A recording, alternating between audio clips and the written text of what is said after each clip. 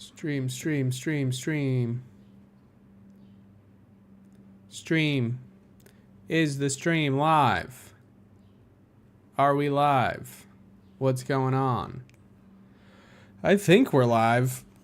Well, here we are doing the Ashtray live stream number 2. Call in on that number on the screen if you've been sitting around waiting, like I imagine so many of you are. Call in 612-293-8091. We're talking Ashtray, but I'm also going to open it up, just say we're talking about fucking books and shit in general. What's up, Nash? What's up, Umbra? Just call in and talk about whatever you want, because this stream does not work if nobody calls in, because I can't just sit here and talk. I don't have the ability. I have nothing to say. So, yeah. Let me post on my social medias that I'm streaming, because that's probably smart. Okay, let's pull the links up. Just okay. How are you guys doing on this fine Saturday? I'm doing okay. Thanks for asking. I am live now. What's up, Thebe? Thebe is a beast. Thebe is a legend. I am live now, streaming. Call in 612-293-8091. Hi, Turnup. How you doing? Talking my goddamn book, but also we're just talking books in general. So if you wanna just chat with me about books, that'll be fun. Cecil, looking forward to it then. I am live now, streaming on the YouTubes. Tune in. All right, post it on Twitter. That's step 1. Posting on Instagram. Let me make sure I'm set up to receive calls and shit. I am 612-293-8091, fellas. Call the fuck in. What's up, Starman? Not much.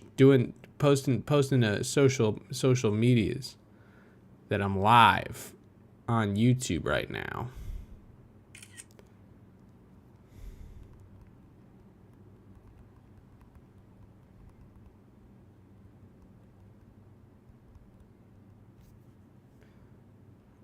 Boom. And then put the link. Almost there, guys. Just doing the obligatory dumb linking for the socials to get 4 people in here. Okay. That's been done. We're done with that. Cool. Upload that story Instagram. Good job. Okay. Let's look at the chat. Can I send my questions about your book through Pigeon Post to your house? You can do whatever you want. Z_Z. You can do whatever you want. Logan, how you doing? What's up? Long time no talk, buddy. I hope your birthday was good. Good time. You guys can all call in at 612-293-8091. You don't have to just type in the chat. If the calls are not going through right now, they should be, but we'll fucking see. What have I been up to? I don't know. Fucking woke up, working on a bunch of writing stuff that's cool that I can't talk about yet. So that's good and nice. And then yeah, let's see. Oh yeah, how's it going? Just started your book. It's going pretty good. You know, today. You just bought the book last night, Starman. Epic. I'm glad. I thank you. I shipped it. If the order came through last night, you're one of 2 people, and I shipped that out this morning. So I did that. Ow, fuck, you can't. God damn it. This is my trusty label printer to print all your shipping labels, where I get to see all your addresses and shit. Getting our first call. Oh, wow, 2 at the same time. Gotta love it when that shit happens. Sorry. Click allow. What the fuck? Allow. Call from Will. Turnip. Hello, Turnip. Hey, what's going on? Not much, dude. What's going on with you?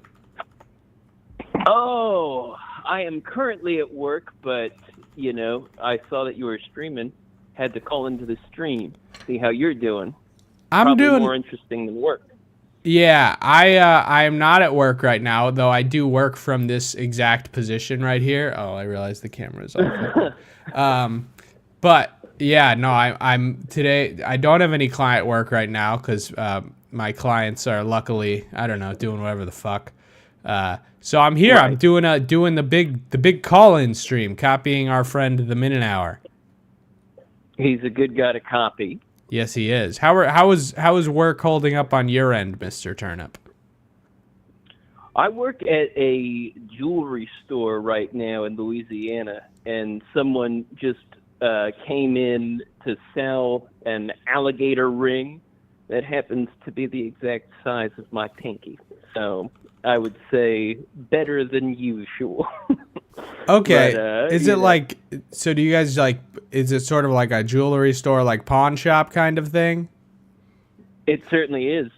Wow. I feel like I don't know if you've already done this, but that seems to be great fodder for like one of your audio sketches. It's certainly fertile ground, the amount of odd things that happen within this space make it easier to imagine odd things happening elsewhere. So I want my like very own sort of a turnip uncut gems situation.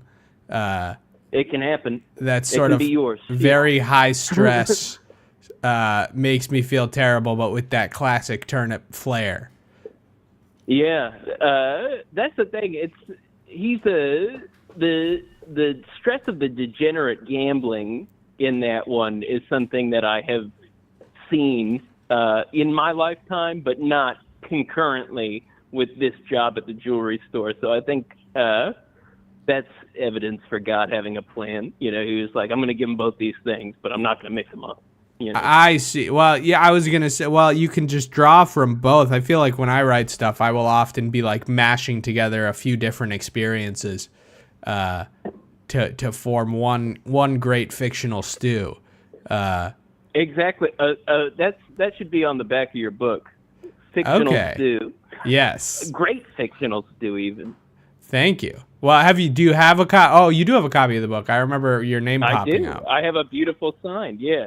I've started it, but I'll tell you what, I am currently in the process of moving into my aunt's house, so all of my books are in boxes, but that's the first one that's getting popped open. Fuck as soon yeah. As, yeah.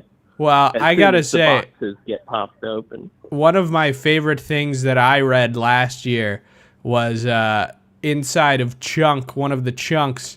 You had a piece of writing. I forget what the name of it was, but it's the one about those that group of guys. It's slipping my mind. I read it live on me and Eric's not live on me and Eric's podcast because it was so good. That's awesome. I love that. What was the name of it again? Refresh my memory. Is the Yamaha piano and the six guys from New Jersey.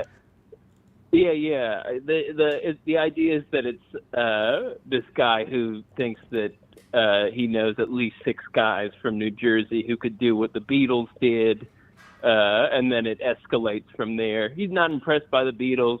He winds up not being impressed by God. And luckily the story was impressive to you, Vermis. So beautiful. Yeah, it was great. I love this. Love it. Yeah. That's awesome, man. So who are your influences as a writer? I have to say Haruki Murakami as beautiful. Probably my favorite fiction writer. I love his short stories. Yeah, me too. I'm much more of a novel guy, to be honest, but I do like his short stories. Yeah. I just feel like so many short stories. It's rare that I finish a short story and it doesn't sort of leave more to be desired. And I'm just like, okay, you gave me this like small taste of this thing that I want more of. Too short. Yeah, one book of short stories that my girlfriend gave me was by George Saunders, though, and that I forget what it's called. It's like the 5th of December, I think. That book of short stories is badass, and that guy seems to me like a guy who is sort of built for short stories because he gets in and gets He's you a out. genius. Yeah, and Yeah. it feels like a full So package. funny too. Yeah. Yeah. But let me think. Who else? You know, I feel like it would just start to come down to me like listing writers that I like, rather than me, because I don't feel like I consciously really take influence. I don't know. Like, what's your answer to that question? I don't know. I mean, my favorite writers of all time, I would say definitely Bukowski. I would say Ham on Rye is a book that totally changed my life. And his book, The Days Run Away Like Wild Horses Over the Hills, is a book of poetry that I got it like from the library in high school, and I just immediately, you know that scene in the movie Twilight when he imprints on the baby? I imprinted on the book, and I just saw my future with the book and knew I had to steal it. So I don't know that scene because I don't think I've seen that movie, but I sort of get what you mean. I remember the poem by him, The Laughing Heart, used to be like my favorite poem that I would bring up a lot because it's really good. But cool. I read Pulp by him. I don't know if you've read that. Yeah. And I hated it. Mm-hmm. Yeah, I thought it was That's fair. trash. I mean, he was on the back end of a lot of grabbing women's back ends at that point. He had written that book Women, and I think he had allowed himself to sort of fall into a kind of parody of what he had been writing about. He started to live it. That's what I'm wondering. Are the previous books, like the one you just listed, are they superior to Pulp? Because if they're not, I can't do it. I think that Ham on Rye is one of the most exquisite books ever written in English. There was a point in time, like I remember when I picked up his first novel, which was just called The Post Office. Right. And the first sentence caught me immediately. It was, it all began as a mistake. And I just thought it pulled me in, and I was just amazed by the beautiful insight fused with just like the filthy, gin-soaked cynicism, just debauchery terrible attitude of about the world. Yeah, he's just a completely debased personality, and that one's great. There's also I think he's a genius, but that's me personally. I think he's got a lot of great stuff. Pulp was the only novel by him I ever tried because I had liked his poetry enough to be like, let me check this out. And I think maybe I just grabbed the wrong one. Because Pulp, what really bothered me about that book is he talks so much shit in it about how bad other writers are. And then it's like this Pulp is such a like inconsequential, like forgettable pulp that I was like, you haven't really earned this shit talk here. You're making yourself look stupid. You're like, you're talking shit about all these authors, and like this book Pulp is nothing to really brag about. Like, what are you talking about? I mean, he definitely, if I was to say that he was perfect, I think I'd be the first person to ever say that except for him. So, he has certainly an inflated opinion of himself, which I think usually makes his writing more interesting. Yes. Because it just makes him seem more unassailable and unapproachable, and he'll pivot from talking about, seeing the face of God while listening to, like Debussy, and then talk about like how he owes the prostitute who he rents his apartment from $100. Yes, it's all It's like a fucking John Waters movie. These It's like the sometimes- most filthy, yeah. disgusting shit, and then one of them breaks into a monologue, and you're like, holy shit. That was weird. I think he would love John Waters. Yeah, I bet he don't know. would. There's a great quote by him about television, where he had never owned a television. He thought that it was like the most ignorant thing ever, except for like horse racing. Yeah. And then he got really into horse racing. So then he was like, well, maybe I'll get a television too. So he bought a television and he turned it on. And the first thing that happened to be on the TV was David Lynch's Eraserhead. Oh, wow. And he was like, holy shit, is this what TV is like? I've been fucking it's missing like- out. Yeah, well, news to him, It's like, oh it's my definitely God. not, but that's an insane coincidence. It's funny now. It kind of is, because it's like you turn on the TV and you see State Farm commercials with NBA players that are doing like cerebral, like alt comedy for no reason. Yes. Yeah, and it's it's less inspired, I'll say. I can't believe that was just playing on TV. That's just shows how much things have know, changed.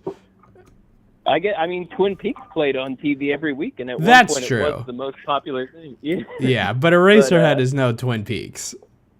Oh yeah, Eraserhead is definitely In a class you of need its own, to- kind of, you- yeah. I wouldn't flip on to Eraserhead. You need to kind of clear the schedule. Yes. Light a cigarette, watch Eraserhead, light Exactly. about 15 more.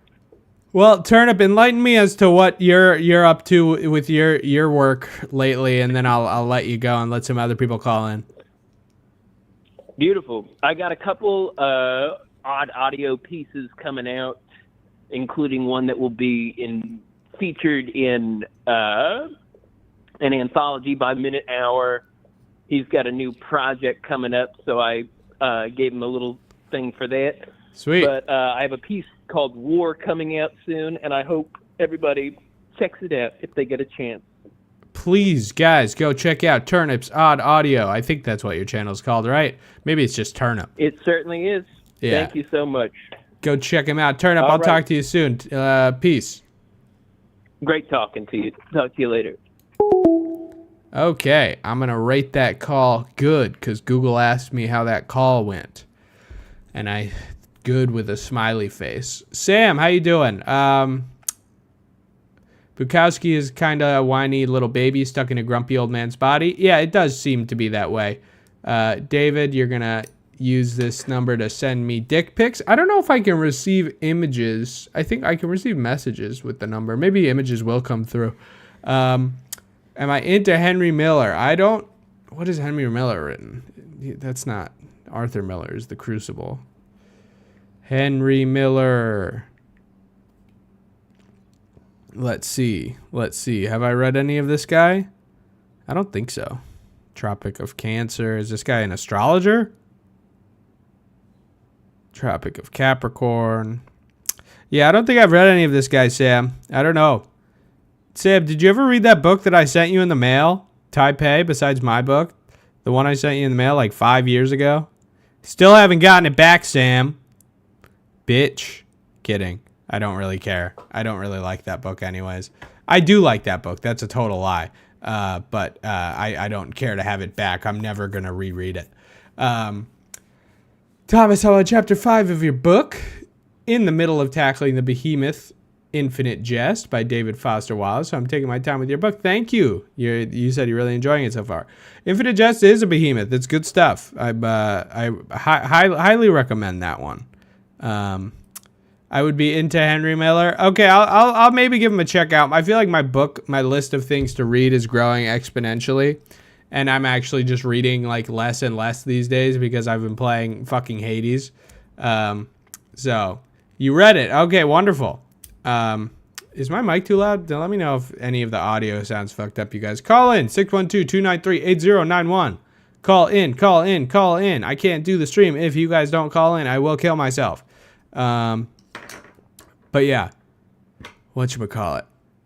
Shouts out to Turnip, man. He put out more than a few great audio pieces. There was like a month that went by earlier this year. I think it was like February or March or whatever, where like I just watched or listened to all of Turnip's videos basically. Like mostly while I was eating food. Just day after day, I was listening to a bunch of them. You guys should go check out. There's a sort of tripartite, perhaps continuing. I imagine it's an ongoing series, perhaps. But Turnip's Big Business. Go check out that one. Turnip's Big Business. That's the shit. We got to call it. Call from David Rossi. David Rossi, you are on the call-in show. Call, ask and you shall receive. You needed a call, and here I am, my child. Wow. Well, I thank you. Don't you have a kid on the way like today? So you're just on the phone in the hospital and your wife is in labor right now? Due on the 30th, so what's today, 20-something? I got a couple days. Okay. Yeah, other baby's asleep, wife is asleep. I'm doing nothing. Someone is doing a stream. I need to call and harass this person. Okay, what do you have to say for yourself? Well, I read this book recently. Wow, what'd you think? And, well, let me tell you, I like myself a little bit of sci-fi, semi-dystopia kind of things, but I've been let down by a couple of books lately. Who hasn't? I've been reading some stuff that I'm not too thrilled with. I'm not always pleased with the direction the literature is going. I find that it's getting a little too full of itself and unserious at the same time. I feel that there's a lot of bad influences making people write bad, lazy books. And then there's this guy who puts out this book, and I read it, and I am not disappointed. In fact, wow, I rather like it. I like it so much I have difficulty putting it down, which is real hard when you're sleep deprived every night, but you want to keep going. See, that's the biggest compliment you could possibly give me, is having a fucking like baby and you still stayed up late to read it. That's crazy. I was very, very, very, very pleased with your book, dude. Thank you. And I'm going to break character and actually be sincere. I really liked it. I was really happy you read it. I want more of it. And also, I'm going to kick you in the balls for having a non-ending. Yeah, I know. People have really taken issue with that. You know, I got to say, as the page count was winding down, I was like, oh, he's going to do that, isn't he? Yeah. He's totally going to do that. Because it would be sort of appropriate to the genre and like how the sort of, like, this is a snatch of this guy's life in this time period. It's not necessarily a beginning. It didn't have a set beginning per se. So I could see it not having that ending. I'm like, man, that's probably what's going to happen. Lo and behold, you were correct. Yeah. So it doesn't hurt so much when you see it coming, like a breakup. Right. You know, like, she's going to break up with me. I better bring her stuff back. And it's not like the book is fucking like, you know, the Lord of the Rings, where like he's got the ring and then halfway to Mordor, like the book comes to an end, you know? Yeah. Like there's nothing consequential that needs to get figured out. I can live with the mystery, but I also really want there to be more. So if you do a follow-up, I'll be very pleased. If you work on a totally different story in the same or different universe, I will be pleased. I'm really glad that someone I know wrote something and that it is good, and I don't have to pretend it's good because I like them. And I'm like, oh, you did a great job, but it's not really for me. Like, no, it's really, really good. Well, thank you. And I'll push it on people that I know. I really appreciate that, and I will reassure you in two things. One, the sequel is coming eventually, but like, I hate to be like, well, you know, strap in for like at least a year and a half, maybe. No, of course, it's done when it's done. And then, but because of that, I was like, oh, let me see if I could trickle out supplemental stuff in the meantime. I have one story already done that I will be releasing as some sort of zine, but I'll also release sort of digitally probably. That is in that universe, that is not Isaac's story, that I think is really good and awesome. It's a little different, it's significantly different to the point where I'm like shitting my pants, being like, oh, are people gonna find this the same or good or what? But I think it's good. I think it's really good. Well, good. I want to say this, and I don't know how you're going to take this. When I'm reading a story, you know, you have that voice in your head, the voices that your brain is sort of attributing to the characters, a sort of a voice cast, if you will. Yep. Or maybe some people don't. Like if they can't do the apple rotating in their head when they're not seeing it, like they don't do that. But I do. I have voices, and I heard everyone well, clearly and defined. It felt like it was good. Like your dialogue's really good. Obviously, it was more like modern casual speak, Right. which is totally appropriate. I'm not ragging on that. So like it worked, and I could differentiate how different characters will talk different ways. Some writers have problems with that, but Isaac, I heard as you. Of course, Thomas's many voice people in have my said head. that. Yeah. But in my mind's eye, I'm seeing iDubbbz. Oh no. I'm seeing whatever the hell his name is. What is Ian W? I'm seeing Ian's face with where he's got the shaved head. You know, before he went crazy. Like in the cake video when he's in the wheelchair. Yeah, I'm seeing classic iDubbbz appearance with your voice. Wow. Okay. And I'm not sure. Let's see. The AI voices I could hear. I don't think I could put a character, like a specific voice to it. But that's what I had going for Isaac. Wow. And that was that felt right to me. I don't know if that's good or bad to you, but that's how it felt in my head. It's not so bad. I mean, it's not like based on the very sparing physical descriptions I give of him. It's like that checks out, right? Yeah. But also, it makes me think. You know, if I ever make any part of this into a video, I gotta cast iDubbbz as the guy. I think you might be a little aged out, don't you? Yes, I mean, how old, I do. Well, Isaac is what, 28? I think he turns 30 at the end. Okay. So yeah, 29 going on 30. Interesting though. That's maybe. So a younger, more classic iDubbbz. Okay. That's how I see him in my head as it's going. Yeah. That's fine by me. You know, because everybody who's like brought it up with me, not everybody, some people, but more than a few people have been like, yeah, this is just you, right? And I'm like, no, it's not. But you know, it's not, but it's normal that people sort of think that way. I know, because it is like everything is written obviously in like my language. So if like people know the way I speak, it's like, yes, on the surface, it's the same. It's written in your language, in your when you're on. Right. You know what I mean? Yes. Yeah, I agree. That's different. I think people have difficulty understanding that. I want to say celebrities. I don't want to make you think too highly of yourself. Wait, did you just call me an A-list celebrity? I don't want to say a content creator, because that is like the most reductive and insulting. I was gonna say that is the basest thing you could call me. Yeah, it feels mean. Like I make content, like a salt miner makes content. You make it sound like I work at a factory, genuinely. Oh, well, I mean, I do. Yes. Well, you know, but hey, you know what so I mean? do I. Everyone's got their way that they talk, or the way they are when they're doing their thing. Yeah. Which is not how they talk in real life. And I think people will forget that. They'll read how an author writes, and then when they meet them in real life, it's just like, "Hi, I'm Jim," and they're like, "Oh, you don't speak in high English of your fantasy novels at all." Like, yeah, of course not. I'm a regular fucking guy. Right, and I imagine it might even be more strange for you, considering your series is literally you. But like, of course, Technical Dave, you're always on.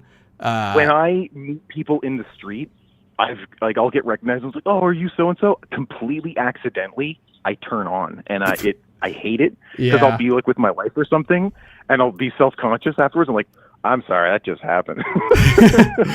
I am embarrassed for both of us. Because I don't want to just be like, "Oh, hey, look, I'm in the middle of doing my banking here," and be like a schmuck. I've been recognized like maybe 5 or 6 times in public, and every time I feel like I come across as really frightened. I was crossing the street once at the park, and my best friend's wife was with me, and someone noticed me in the middle of the crosswalk and crossed back the other direction with us to talk with me for a bit, and then they left, and she's like, "When you said you got recognized, I thought you were bullshitting." I'm like, "Yeah, I'm sorry if I seemed weird there, but you want to be nice. You have to stop doing your day, and you have to be polite, and it's not like I don't like it. You do like it. It's nice." Yeah, there's some. You will be different if people aren't used to that. You change personalities. It's like being in a different friend group. Yes. Yeah, I agree. There is some ego boost that's like built in. But one time I was walking down. I was on a walk, just walking down the street, and this dude was on the sidewalk biking. So I'm already looking at him, and I hate him. And he rides his bike like directly up to me, like stopping like in front of my way. And I'm like, oh my God, is this guy going to try to rob me? This homeless freak. Yeah. And I have my headphones in and I'm just doing the typical like, oh, I'm going to ignore you and not take out my headphones. Yep. And he's saying some shit to me and I'm like, what? And so I pull out my headphones and he's like, oh, you're like this guy from YouTube, right? And I was like, oh, hi. And I like still had to like shake the fact that I wanted to be like, dude, there's a fucking bike lane. Get off the fucking sidewalk. Not cool. And then I just had to be nice and be like, oh, wow, that's so nice of you to like fucking. Yeah. But yeah, there is something. It always catches me, at least, because it's happened so like, single digits amount of times that it catches me incredibly off guard. Well, good. Then it'll keep you on your toes. Yeah. It's happening all the time. It would be so mundane, and then you just lose your shit on someone like Michael Richards. I don't know who that is or that context, so I will just say yes. Oh. I'm glad. Kramer from Seinfeld famously did not like being addressed in public.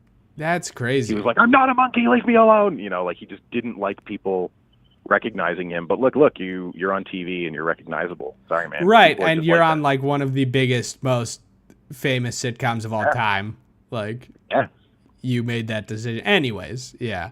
I'm glad you liked the book, dude. I hope you really do get to like shove it down your friends' throats. And I'm sorry about that foreign shipping. I really have not found a good workaround for it.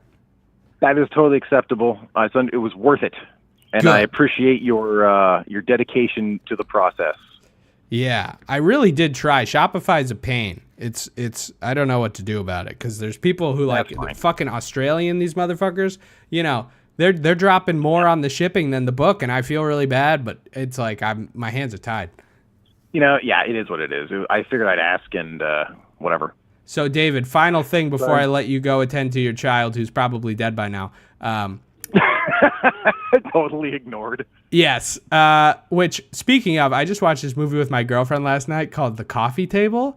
It's a Spanish movie, and it's about them and their newborn baby. I really recommend it. It's a great black comedy. It's super funny and fucked up. Where can I find this movie? I think I rented it off of Amazon. It's fairly new, so I don't think it's on streaming. Yeah. But it's really good. It's a Spanish movie, but it fucking slaps. Really impressed. And it's funny and dark in all the right ways. But that said, shit. What you teased something to me. I want to perhaps hear a little more about it. What are you planning on writing? I'm writing a novel. Oh. I've been meaning to for a long time. So is it you've started then?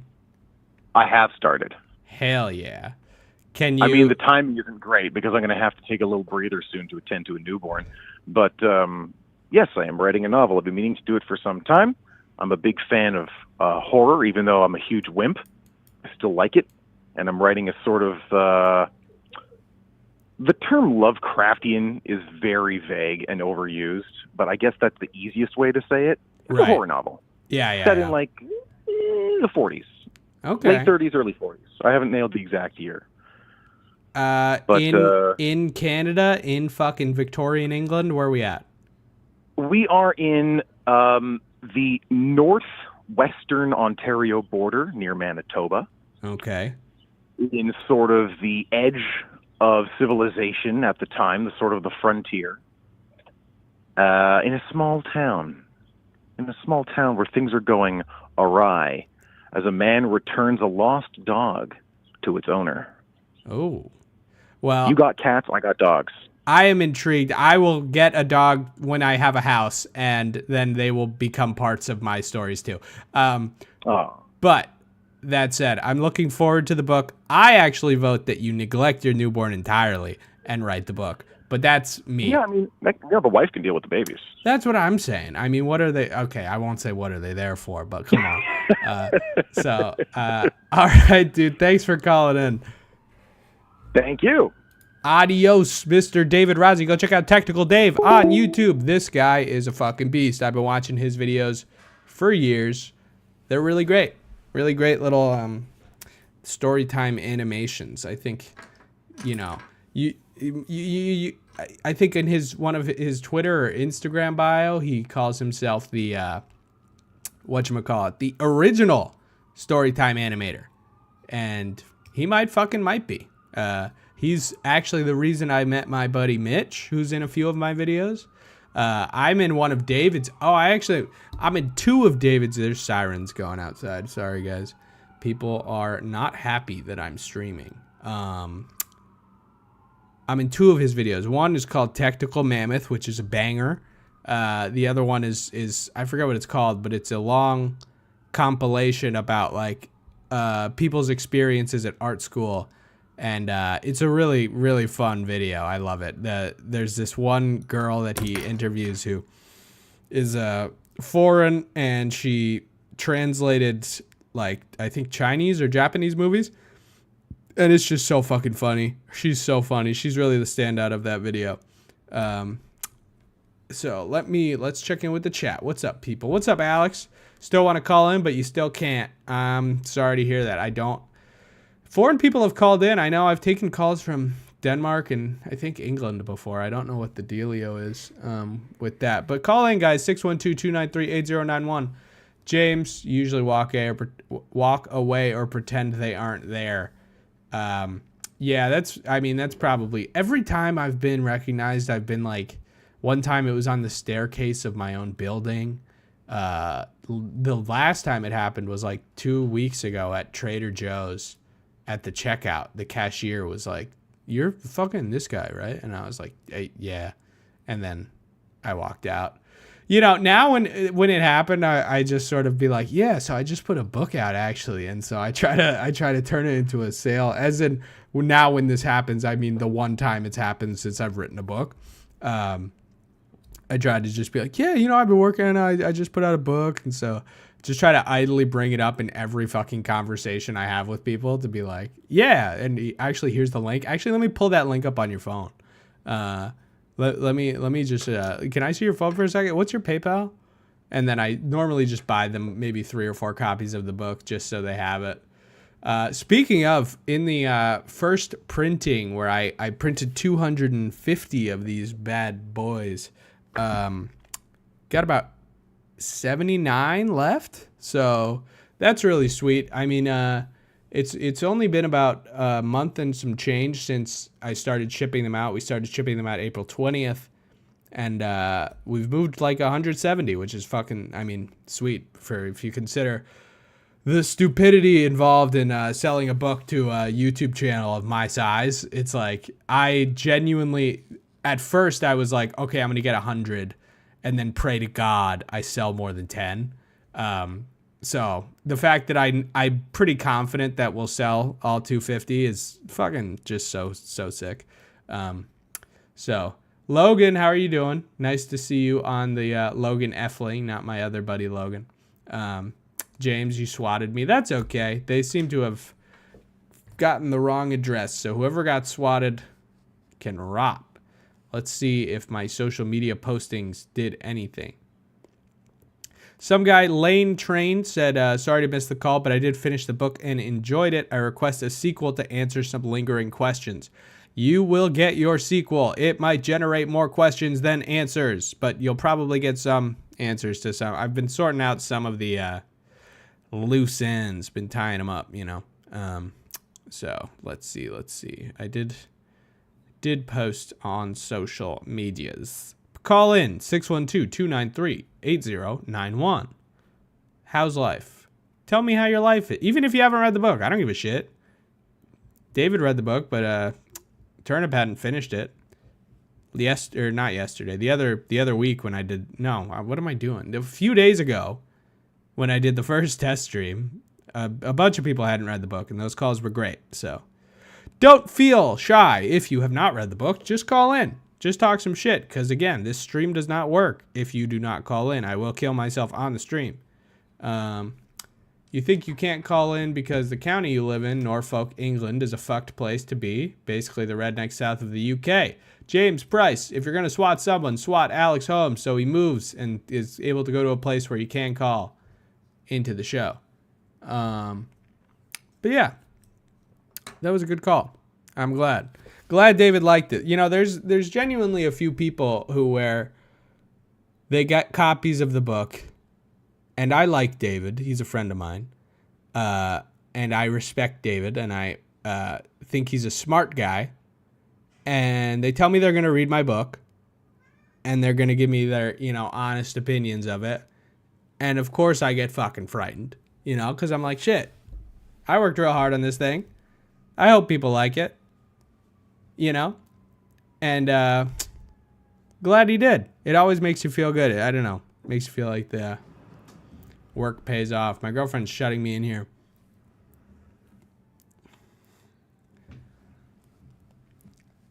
But no, that was sweet. Call in 612-293-8091. What am I supposed to do? What am I supposed to talk about with just me? I don't know. Tony's in his hammock right now.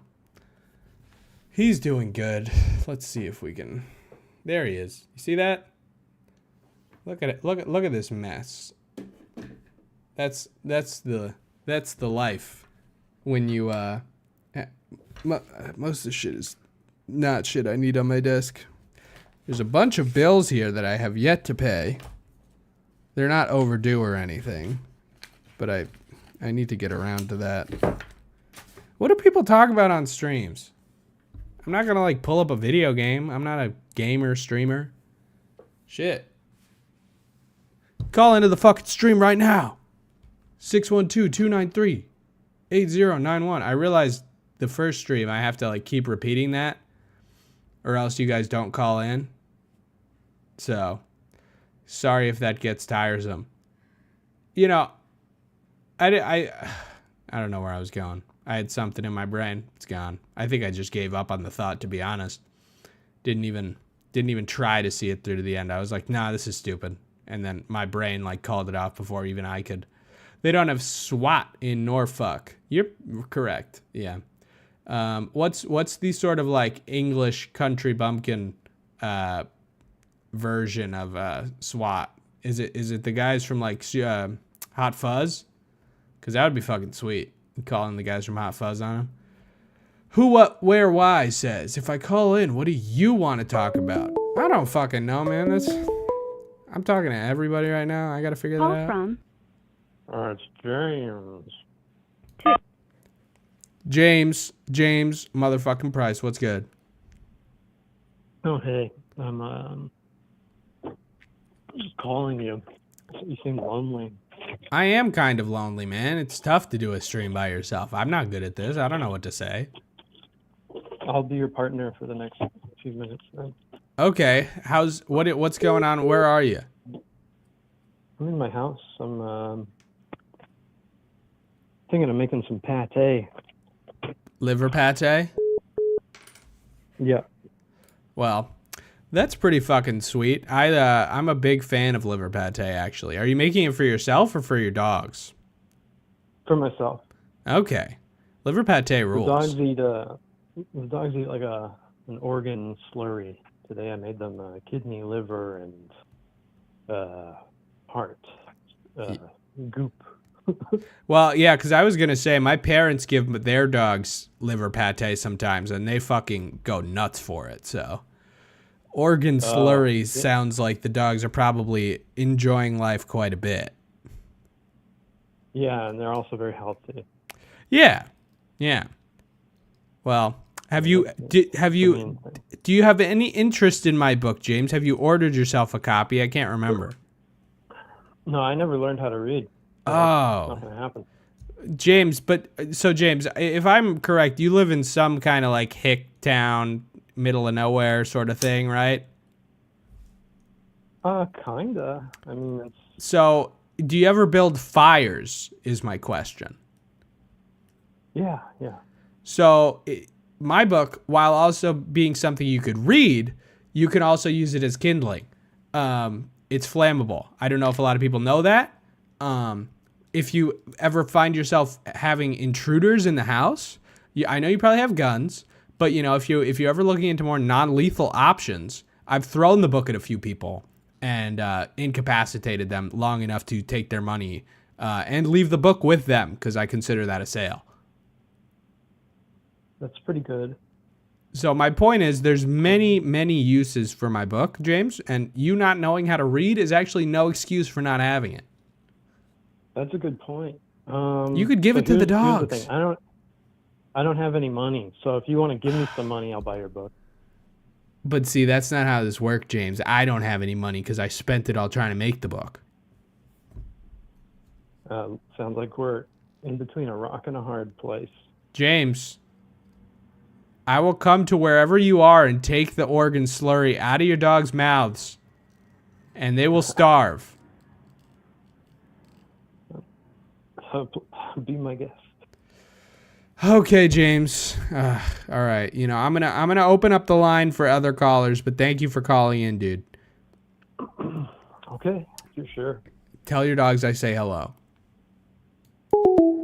That was James Price. He's a good guy. I like him. Somebody else called? Don't know who, but I'm sorry. Of course, like, you know, it always happens that I get no calls for like, you know, whatever, 5 minutes. And then when I have asked for calls for the 19th time, 2 of you call in at the same time because you're dumb and stupid and dumb. Hey, how much is the book? Says an Apple I am. The book is $19.95. Book is $19.95 plus shipping. I don't know where you live, but hopefully not Australia because shipping to Australia seems to be pretty fucked. Hopefully, if you live in the U.S., the shipping is like $4, which in my opinion that's pretty good. Lucky Nya, hey man, love from Russia. I didn't know you were Russian, dude. That's fucking crazy. That's awesome. Where, why? If you call in, I'll talk about whatever with you. Okay. I'll talk about whatever with anybody. You guys can call in now, 612-293-8091. Trying to think what I have going on. I'm trying to make another vlog coming up because I've like, okay, I'll talk about that later. Got a caller. Call from My name is Judd. You say Judd like Judd? Judd, that's right, man. Wow, what a crazy ass name. I never heard that before. See, 2 of you call in at the same time. I got to talk to Judd right now, man. I'm sorry. I got to hang up on you. Okay, Judd, what's going on? So I'm an Apple I am. I just asked how much the book is, $19.95. That's a good price, man. Are you living in the U.S.? Yeah, I'm in Colorado, and I'm also a college student, but I'm also kind of smart with my money, so. Okay, well, $24, you know, not so bad. Yeah, so, hey, sell me on the book. What's this book about, man? Okay, I guess I have one question first. You say you're in Colorado and you're a college student. Where are you going to college? What, are you trying to dox me, dude? No, I did 3 semesters at University of Colorado Boulder. That's why I'm asking.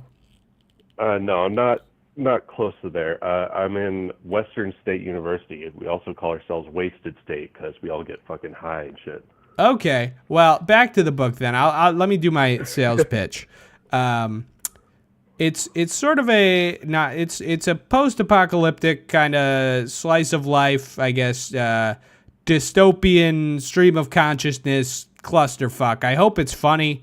I hope it's dark and somewhat bleak and but yeah, it's kind of just sort of one man's journey through. Imagine you just got plopped in a post-apocalypse and there's nobody around, but everything kind of still works, but everything's also fucked at the same time.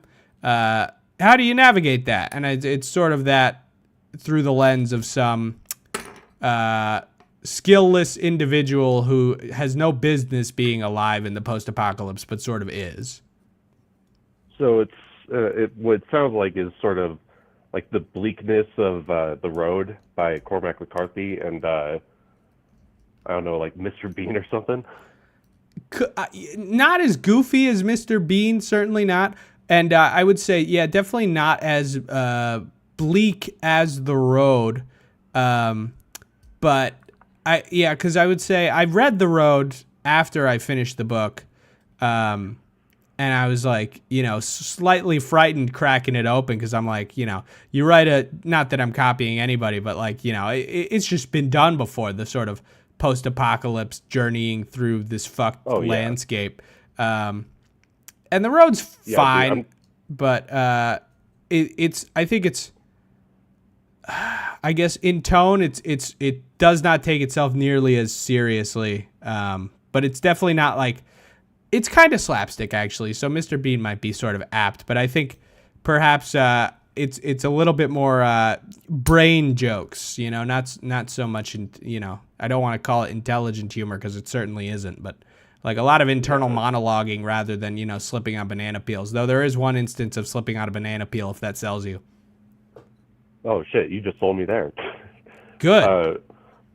But I just want to say, like, don't worry about like copying other people. Like, I'm not gonna try to like promote my own shit on your stream. Do it. I don't give a but fuck. I'm trying to write a fantasy story right now, and I'm so worried about like copying other, like Game of Thrones, Tolkien, Right. all that shit. Yeah. But you know, I just told myself I'm just gonna write it, and then that's it. Like, I don't care if it's good. I don't care if people read it. I don't care if it gets published. Yep. I'm just gonna write it. And you actually wrote something, and it did get published. And Yes. you know, it's, you know, despite like, it's impossible to completely escape influences and inspirations. Totally. So like, you were inspired, I assume, by any number of things in your life to write this book. Correct. And you wrote it, and it's your work. Yes, sir. That is what the world needs right now. The world Original needs pieces Ashtray done by Mammoth in space. He said it. You heard it. Yeah, you can fucking quote me on that, man. I'm clipping that. That's the clip from Judd the Scholar. I'm gonna just say you're like a neurosurgeon from some. You go to the School of Mines. Yeah, totally. I go to fucking Mines, dude. I actually am a philosophy minor, so. So yeah, what you're saying is you're factually correct in everything you're saying. Like empirically, the philosophy holds up. Yeah, totally. Yeah. Okay, well, you heard it here first, guys. The next fucking Immanuel Kant said, buy my book. And, yeah, I know, I totally agree with what you're saying, though. I think, you know, early on, I sort of had to cast off as well the shackles of being afraid of wearing my influences on my sleeve, because I think there are moments where I certainly do.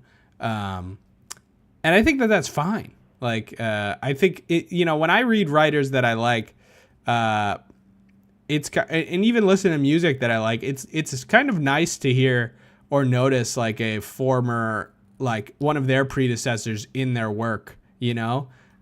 It's almost like a cool little Easter egg, as long as they're not like fucking biting. But like, you know, it's almost nice to see the lineage, because of course, like everybody's influenced by everybody else, right? Yeah, like I've been listening to this one artist, Saint Vincent, for a little while now, and they just released their newest album. It's called like Flea, I think, or something like that. Yep.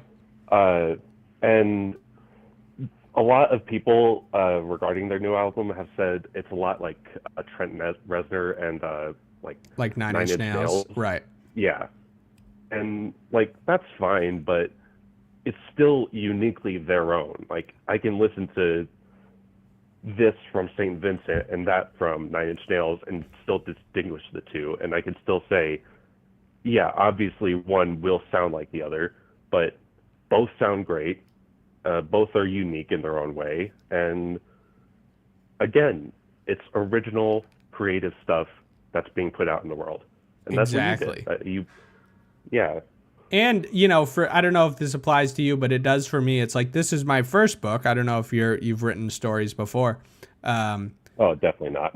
But it's like, you know, if the influences do wear kind of strong, which I don't really even think they do, because I don't think anybody's really come at me except for close friends and been like, you know, notice certain influences. It's like, it is just the first book. Like, it's, you know, if anything, I really encourage you to finish whatever story you're working on, because once I finished, I was in the same mindset where it was like I had no idea how to go about publishing or do any of that stuff. That wasn't on my mind until it was done. And then I figured that out later. But it was more like I need to get this thing done just for me, for my sake. And if it never goes anywhere, because like it turns out I like made something that's utter garbage, then I'll just throw it in the trash and I'll have like figured out that this was a bad idea.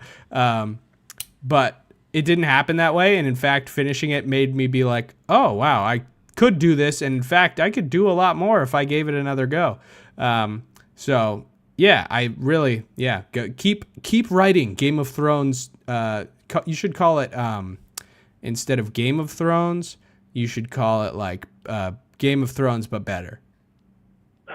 A throne of games or some shit. A throne of games. See? I mean, and then because I feel like with George R.R. Martin and J.R.R. Tolkien, you know, they've got something with the phonetics there with the RRs thing.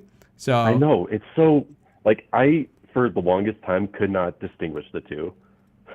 I could just because Lord of the Rings is goated forever. Oh, yeah. But I really I'm think Judd is a very peculiar name. That's got to be there. But Judd R.R. something, that's I feel like you got to do it. You know. Oh yeah. I'm just gonna change my name and all that. Actually, most people think I was named after Judd Apatow, the guy who makes all those. Right. That would be kind of a lame person to be named after. But I'm actually named after the guy who played Bender in The Breakfast Club. If you know that movie. I do know that movie. Yeah. Wow. Yeah. I can fucking quote that movie all the way through. I just remember the cigarette scene where he's like, "Oh, you fucking cigarette burns from my dad," or whatever the fuck. And just, I remember what they all look like. That's about it. It's been a long time. Oh yeah, like how dare you not know the movie that I was named after? No, it's all like it. I like that. Like your name's Thomas. Correct. So I assume you were named after the tank engine, right? I was indeed. Yeah, obviously, and I'm sure writing in your post-apocalyptic book, you show that very clearly because it's very train-centric, right? Correct. It is actually a novel about trains. Yeah, exactly. So, we all gotta wear our names and our origins on our sleeve. Okay, Judd, I have one more question for you, and then I'm gonna let you go. What is your favorite book? Oh shit. I'm gonna say So I'm not going to say a book. I'm going to say an author instead. That's fine. Ray Bradbury. Okay. Just because, his, all of his short stories are so, versatile. Like, anyone can read pretty much any short story by him and feel something. They'll feel related to something. Okay, aside from Fahrenheit, if you had to make a recommendation, which one would you point me to? So it's a collection of short stories called The Illustrated Man. Okay. And it's a very unique collection of short stories because every story in the book is actually a tattoo on this circus freak that you meet in the beginning. Oh, that's a fucking sweet ass concept. Yeah, and it's not just like tattoos that are set in stone. They're sort of like bewitched tattoos because they change every night. And the stories that you see are this guy witnessing the tattoos change on the body. He's got animated tattoos in real time. Yeah. That's fucking sweet. And that has my favorite short story, which is Kaleidoscope, which I'm not even going to describe. You just got to discover. No, you sold me on this collection. I think I'm going to go get it because I've been wanting to read some short stories because I've been being lazy about reading full novels. I say lazy, but I think I still read more than most people I know. But yeah, you definitely any amount of reading is good. Yeah. So I think I've been wanting to do some short stories lately. So I will pick up. What was it? Remind me. The Illustrated Man. The Illustrated Man by Ray Bradbury. Okay. Well, And, Judd, thanks for calling not- in. I hope you get a copy of my fucking book, you bastard. Yeah, will do, and I'll be following along on the stream as well. You take it easy, dude. You take it easy too. Thanks for calling. All right. Call in 612-293-8091. Let's check the chat. What's going on? How is my summer body training going? My summer body training is going bad.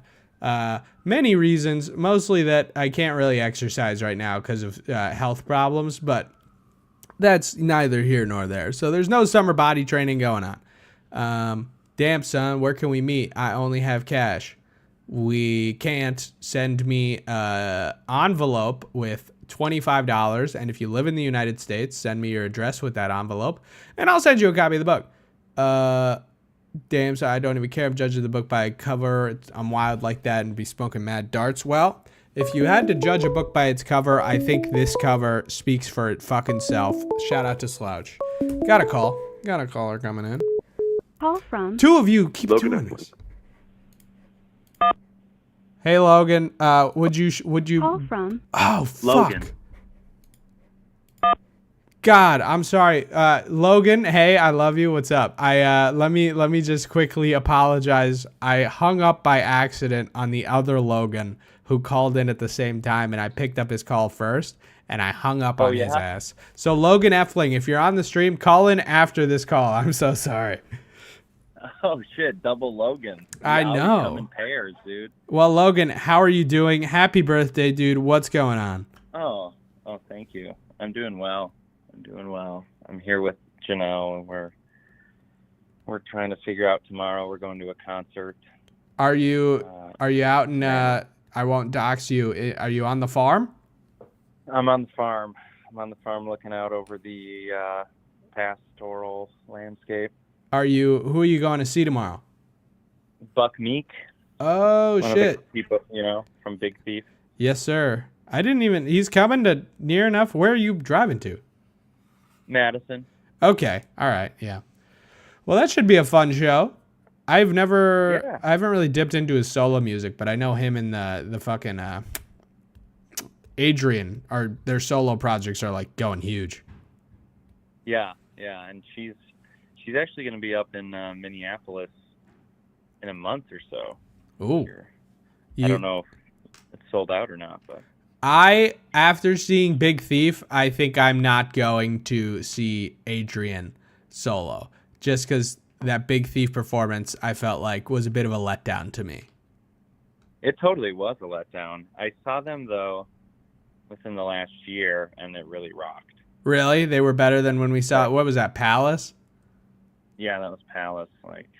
Yeah, that was just like no energy. She sat down the whole time. I was like, what the fuck is going on here? Yeah, that was a weird show. Anyways, dude, have you bought it? You did buy a copy of the book. I remember your order coming in.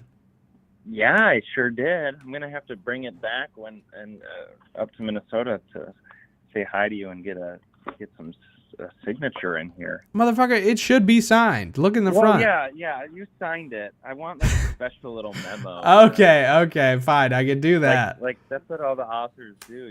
They write some little tagline in there or something. To Goat Boy, my favorite herder. Thank you. That would be great. Yeah. But I love it, dude. And I'm only into chapter 8. I'll be totally honest. That's fine. Some people have called in and they haven't even bought it yet, so that's totally okay. At least I'm not looking like a total bum. Exactly. But it's out, and I am picking it up at least a few nights a week. Well, give me your first impressions. How you feeling? I'm feeling like I love how it. Perhaps it definitely feels like a Thomas book.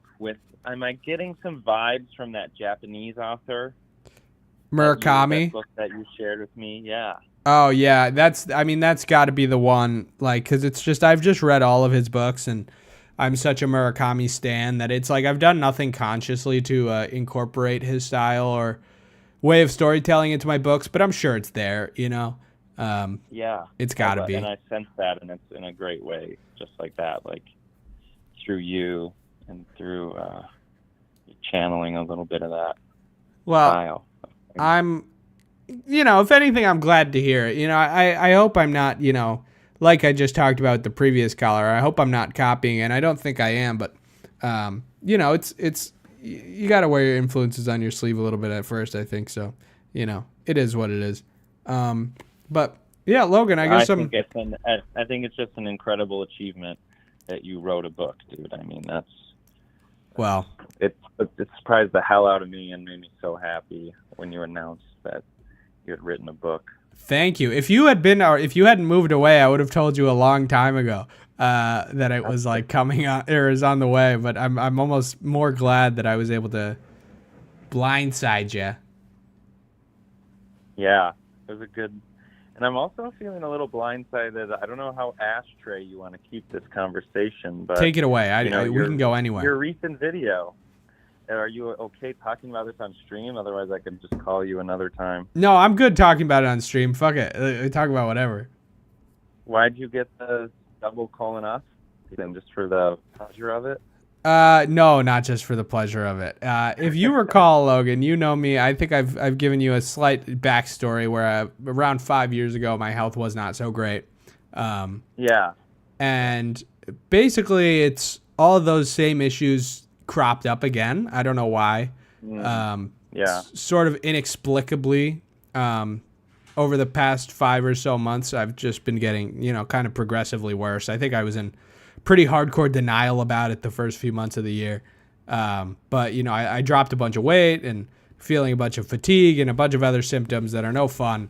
And it got to a point where I was like, I had to address it beyond like, no, I could just like keep, eating good and sleeping good, and nothing was working, and you know me personally. So like, that, I do eat well and I do sleep well and I don't fuck around with my health.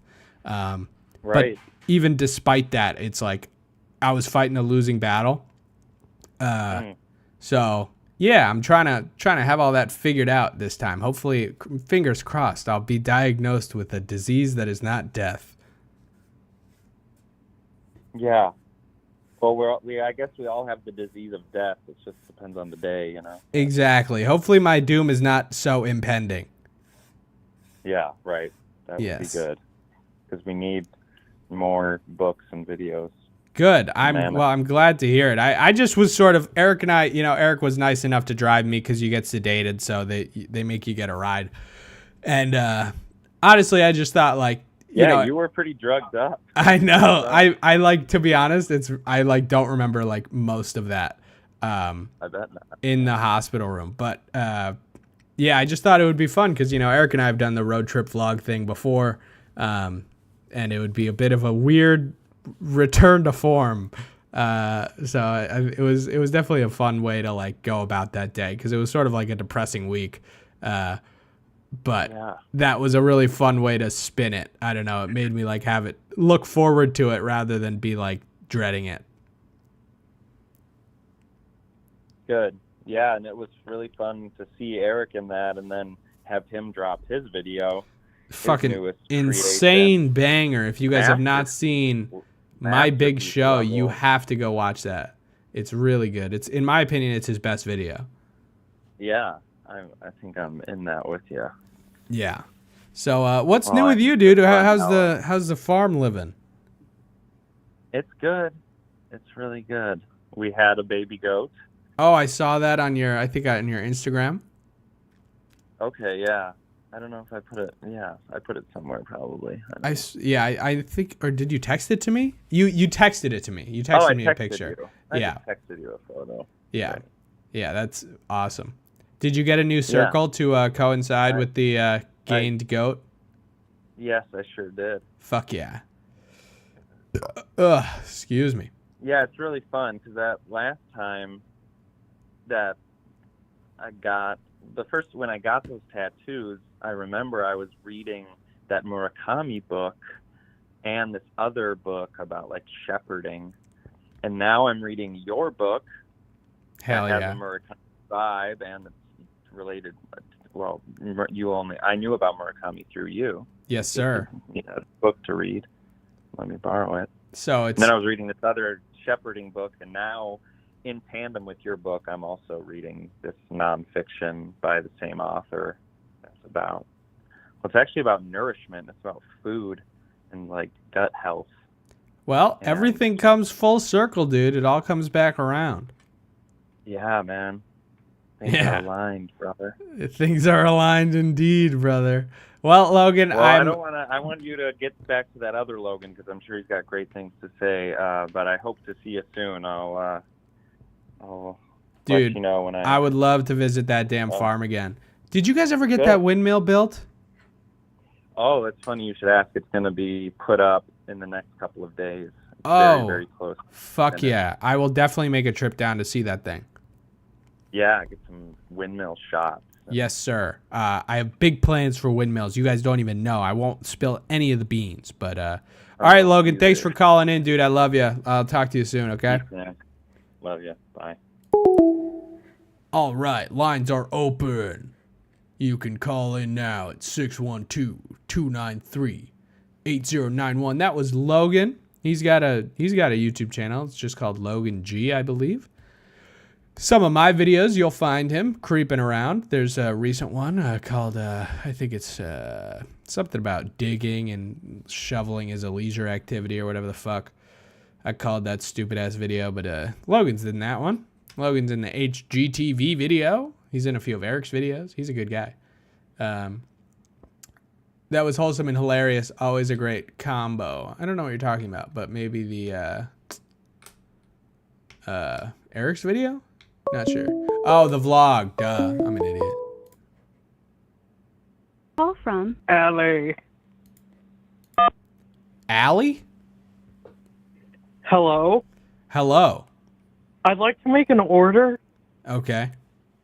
I'd like an order of General Tso's chicken with fried rice, an egg roll, 2 servings of crab meat wontons. Okay. How much will that be? So I have a counter offer of sorts. Basically, I have a book that's $19.95. That food would have all come out to $19.95. So it's the same value. How tasty is the book? I've been told it's pretty tasty. I've been told if like stacking up with General Tso's chicken that it's like a 1-to-1. Really? Yeah, I've been told it tastes just like General Tso's. Where can I buy this book? You can buy it at mammoth.space. Mammoth.space. That's where you can buy it. Okay, I'll look that up. Okay, please do. And right. maybe, all right. Thanks for calling. Somebody called in during that. You can call right back in, fella. I'm sorry I missed your call. But yeah, don't have any food for sale. Just have this one stupid book. Blah, blah, blah, blah, blah, blah. Chat. Still craving some God's Abomination content. You know, that's not my domain. That's Eric, Noah, and Julian's. But through the grapevine, I've heard that some is being worked on. But I've been told that for like a year. So who knows? I don't know what those guys are up to. I just bought it. Better get a custom cum stain. Say less, Apple. Say fucking less. I will make that happen. Add windmills to your next book and this person's order. I don't even want to say more. Who, what, when, where, why. Can't even say more. Oh, that sounds like a good order. What's the best film school in the U.S.? Jay Kumar. None of them. All film schools are stupid and you should not attend. I dropped out of college because college was dumb. Call from Home invader. Home invader. Hello. Hello. Who Yeah, is I'm this? currently in my car right now on my way over to assault you for hanging up on me. Oh, is this Logan? I'm sorry, dude.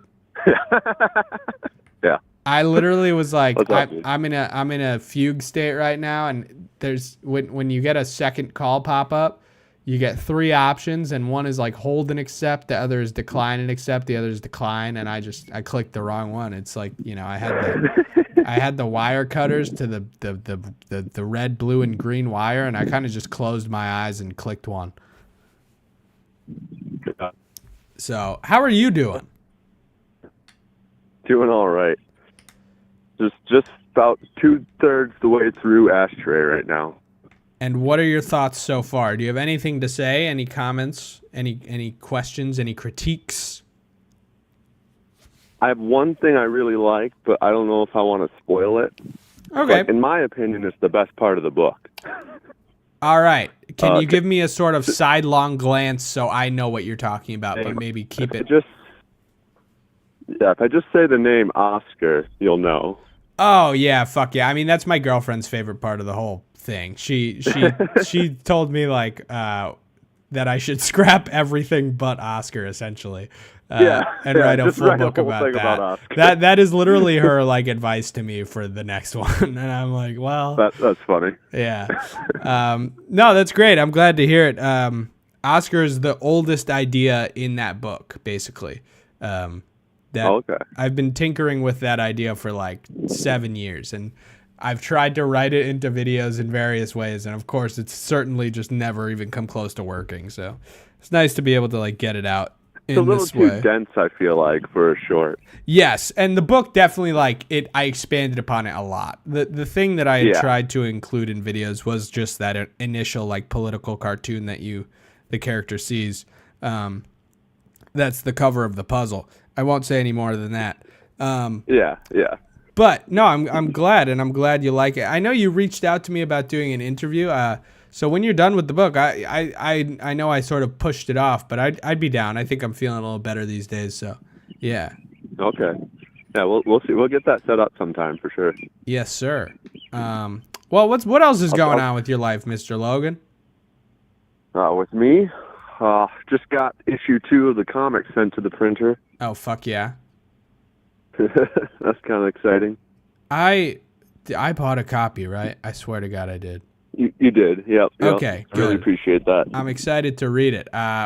Give me a... I'm talking the fuck out of my book right now. Give me a brief synopsis of your comic. Brief synopsis? So, I need to get better at giving synopsises without comparing it to something that already exists. I totally feel you. So my cheat code basically has been the lady who proofread my novel. She sort of offhandedly was just like, yeah, I really like the book. I like how it's sort of like a post-apocalyptic slice of life. And I just robbed that phrase in her description of my book from her because I feel like it's impossible to describe something you've done. It makes you feel like an idiot. Yeah, they always tell you not to compare it to anything that already exists, but that feels like the only natural thing to do. And it's also like it's such a... I don't know, it's such an easy way to like give people context with something they already know rather than be like, yeah, it's actually nothing like anything you've ever experienced, which makes you sound like a pretentious cunt for one, but also it's like you're not giving them anything. Nothing because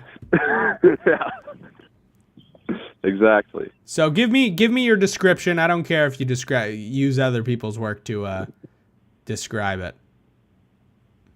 Well, it's definitely influences from Men in Black. Okay.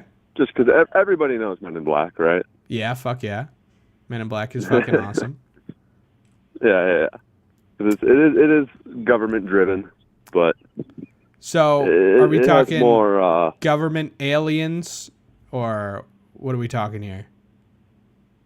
Mostly monsters. Okay, monsters. Cryptids. Gotcha. Yeah. So is it like if Men in Black was cryptids? Essentially, more or less. Okay.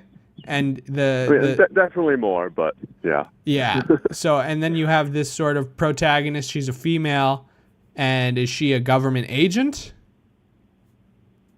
She is employed by the government, whether she wants to be or not. Okay. And are we talking sort of like X-Files-y detective work with these cryptids? Very much X-Files, yeah. Okay. All right. Now I'm starting to catch a vibe. Yeah, the thing is, I never actually watched X-Files. Neither have I. I said that knowing nothing about it. Everybody who has read it has told me, oh, it's like X-Files. What I said, to me, X-Files is literally just like detective show, but surreal or like, but paranormal, actually. So that's what I'm saying is like Detective Men in Black, but monsters. So yeah. Yeah, that's fair. So when I get the second issue, which I bought through your Coffee and Kickstarter or whatever, which you guys can go look at that. Logan Effling on wherever the fuck it's called, like Fire something. What is it called? Firewatch. That's what it's called. Go check out Firewatch on Coffee or Kickstarter, wherever it lives. But will I get both issues? If not, I will fork over like however more dollars I will need to get. Just send me both. You will get both issues, yeah. Okay, sick. I'm glad. Yeah. Hell yeah. And you know what? I like you so much, I'll send you a hat, too. Oh, wow. Hell yeah. I could always use more hats. I love hats. Look, I have a hat right here. But there we go. I have a question. So you've already released the first issue. I don't know what your experience was like with that release. But what were your like expectations? Did you meet your expectations? How do they differ now that you're on the second issue? Like, what have you changed? Yeah, go. My expectations were non-existent. Yeah. Like I published a few books when I was younger, just self-published, through Amazon, through KDP. Mm-hmm.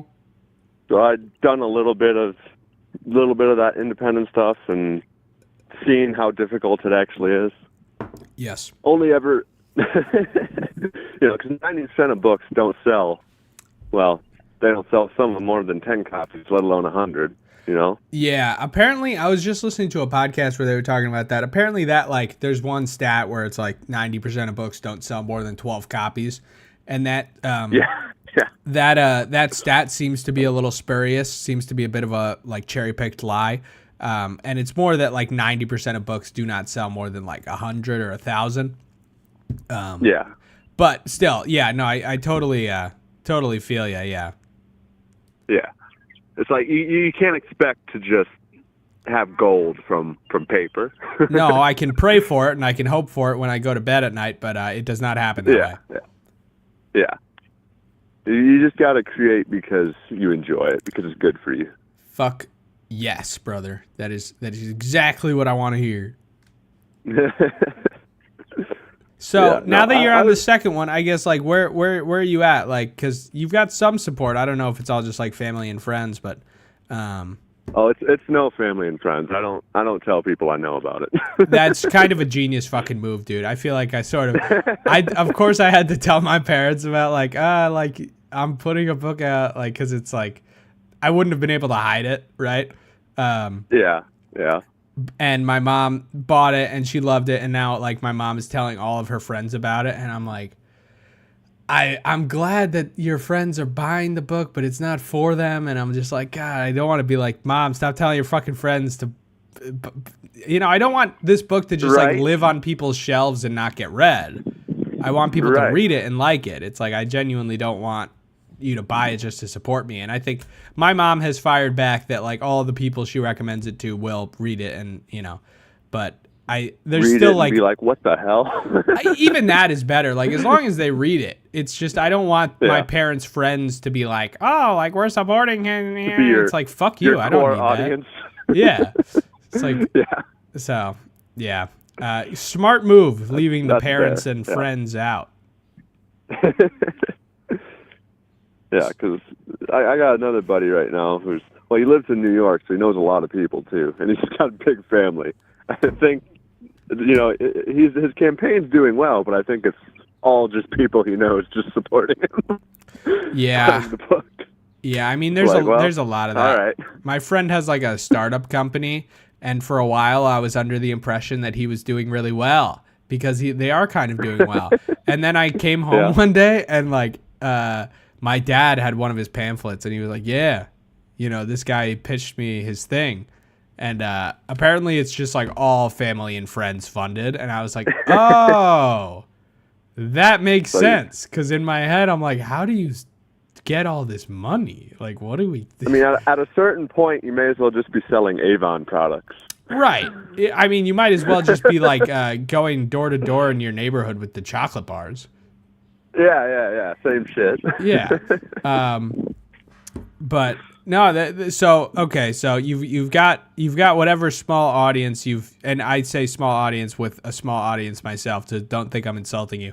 No, you're good. You're good. Whatever you've carved out through sheer force of will. Pushing the rock up that fucking hill. Exactly, and watching it all tumble down. Chris is happy. Yes, but I guess. Do you despite it all, are you just like, I'm going to keep making the comic and the release doesn't matter. You're doing the whole Kickstarter thing, but is there part of you that, cause it's like for me, I'm realizing that to fund the next book, I'm going to need to set aside at least twice what I spent on this book. Yeah. Just to for the infrastructure, because it's going to be bigger and longer. In my case, I can't format the book myself. I need people to do that stuff for me. And so it's there's a requisite amount of money I need to spend for the next one. I'm already doing the math in my head because I know how much I spent on this one. And I'm like, oh, that's a lot of fucking money. I'm going to have to, good thing this book is going to take me a year to write because I need a year to save it up. And having, so it's the thoughts have crossed my mind, oh, should I start a Kickstarter? But I don't think I'll do that. But I guess I'm walking into this, I walked into this book, knowing kind of best case scenario, I break even.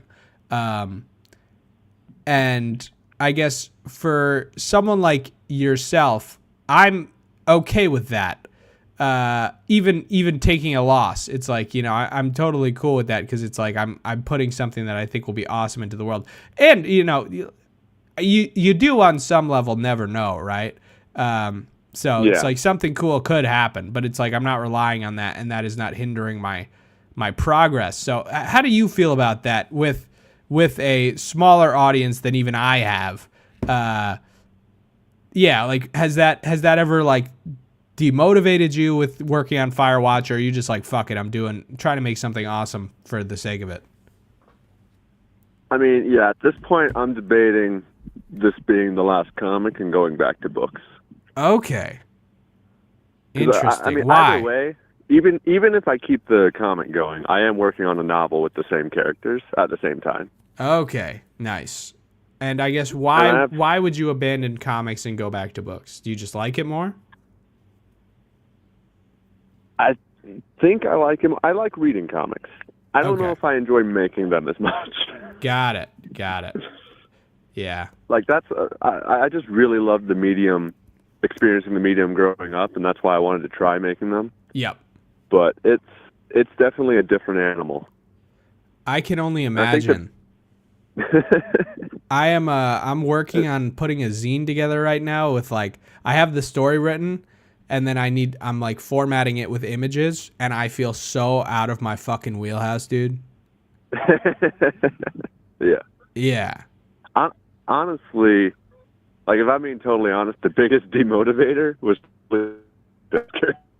Say that one more time. You cut out at the one thing I needed to hear. Do you know Ed Piskor? No, I don't. So he died recently, and that was probably one of the biggest demotivators for comics. Okay, is he a comic book author? Yeah, artist, yeah. What is his contributions to the field? So X-Men Grand Design was a big one. Okay. Red Room.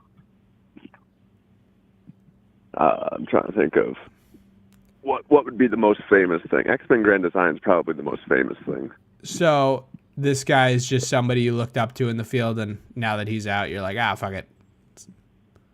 Yeah, well, and it's just part of the way he went out. How did he go out? Did he shoot himself? Yeah. Fuck. Yeah. God damn it. After being canceled for allegations that were then revealed to be false. Fuck that. That sucks. Yeah, it was kind of shitty. Okay, here, Logan, I'm going to pivot away because I want to answer this question, but also I want you to answer this question with me. because you are also making a thing. This guy in the chat, damn son, says, do you experience imposter syndrome? And if so, how do you manage it? I'll let you take the reins and go first. With writing books and comics specifically, like, do you ever tell people like, oh, like, I'm a fucking author or whatever the fuck? Yeah, but I usually laugh afterwards. Yeah, that's where I'm at. Yeah. I'm like, I wrote a book, but I'm a fucking idiot. Exactly. Yeah. If anything, I'm like, people are like, oh my God, you wrote a book? And I'm like, yeah, you could do it too. I did it. You know, I use myself as the foil. Exactly. No, that's the biggest thing. When you want to talk about imposter syndrome, I would just say there's no such thing. If you want to do something, just do it. Right. Yes. Yeah, I think it's almost like I was just at a concert for my girlfriend's band, and one of the band members' parents was there, and she's a librarian, and I gave her a copy of the book. She's reading the book. And she was like, oh, would you ever want to do a reading down at the library? And I was like, I had like a little internal freak out when she asked me that. And I was like, sure. Yeah, that wouldn't be fucking insanely weird. Like me going down and reading a selection of I was just like, what the, like, fuck?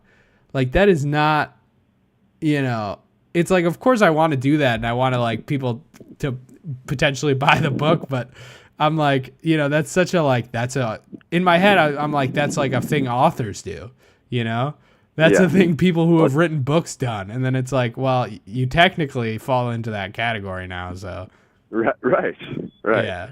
And, well, yeah, a live reading like that, it becomes such a personal thing. Right. So you really have to like yourself. And I fucking struggle with that, brother. Yeah, me too. Yeah. I know what you mean. Yeah, so I talked about this on the last stream, but it's like when I got the copies of the book in physical for the first time, I was like super stoked just to have them. And then I tried to read it, and I was just like revolted by myself. And I was like, get away from me, you know?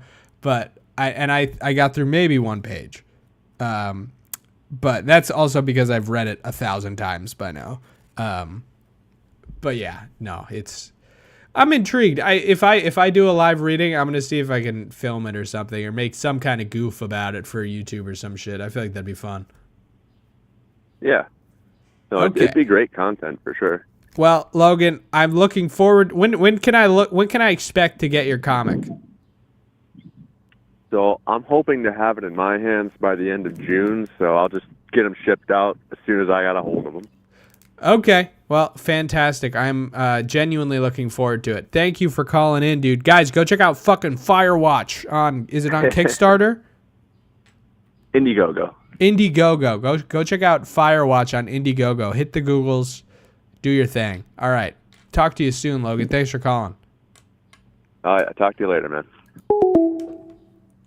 Oi. Damn, son. Honestly, I knew the answers, but I thought it was a fitting question. It was a good question, man. Thank you for asking. Ask questions in the chat. Call into the show. 612-293-8091. We got a call-in show for the ages. I have no idea what I'm doing. I'm experiencing imposter syndrome right now, damn, son. Doing this call-in show. I'm like, I'm not the fucking Mr. Minute Hour. He can do it, not me. I'm fucking stupid. I never know what the hell to say. But I think probably Mr. Minute Hour feels like that sometimes too. I would hope. At least I know when he did that stream on books, because I asked him to, where he plugged Ashtray for me, which was very nice. He texted me the night before and he was like, dude, can we do it on anything but books? I have no idea what I'm going to say about books because the Minute Hour does not read. And I gave him a bunch of different semi-related things to Ashtray, and then he was like, fuck it, let's just do it on books. And then on the stream, you can hear him kind of freaking out internally. And I think it's a very entertaining stream. I think the fact that he's trying to even do, like, him freaking out on the stream is entertaining in itself and quite charming. So Thomas, was the apocalypse in Ashtray inspired by by the Mystery Flesh Pit National Park? No, because I don't know what that is, how the Earth responded that is. I'll have to look into that, though, because that sounds pretty cool. That's at least a cool name.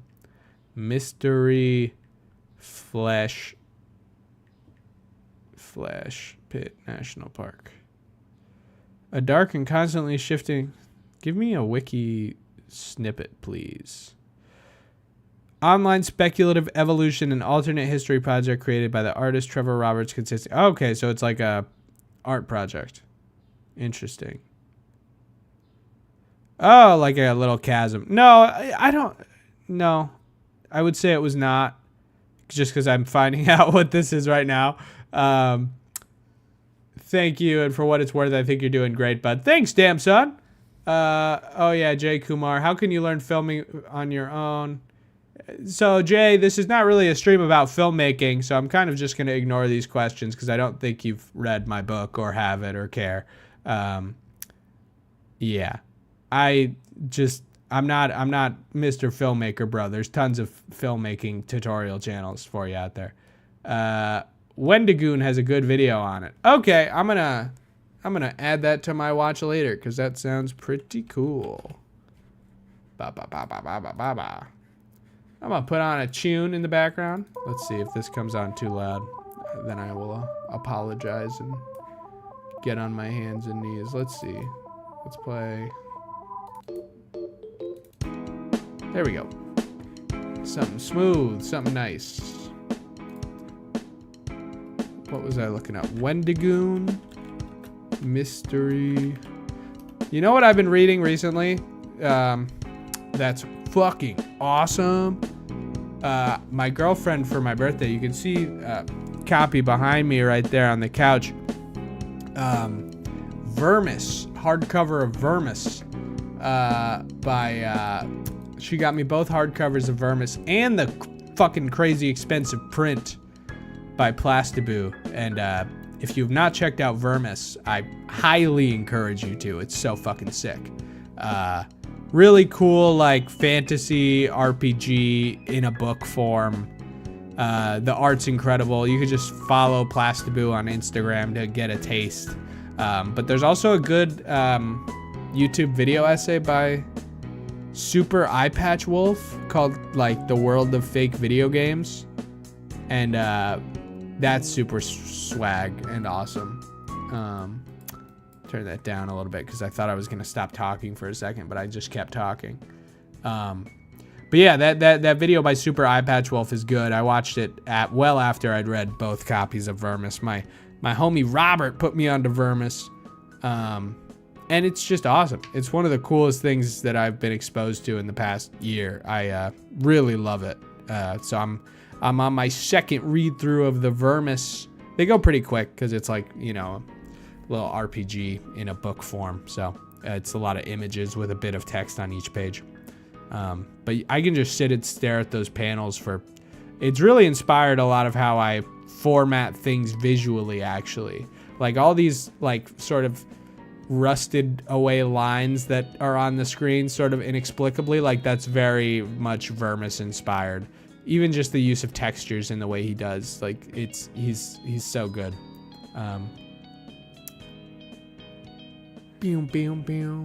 Okay, let me add this to my watch later. YouTube is fucking crazy.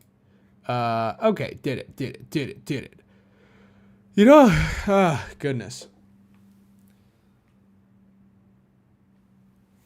Rocking the fucking Minute Hour shirt right now. Go. I don't know if this is still available. You can go to shirt.sexy, get yourself a head bob shirt. This shirt is sweet, well made.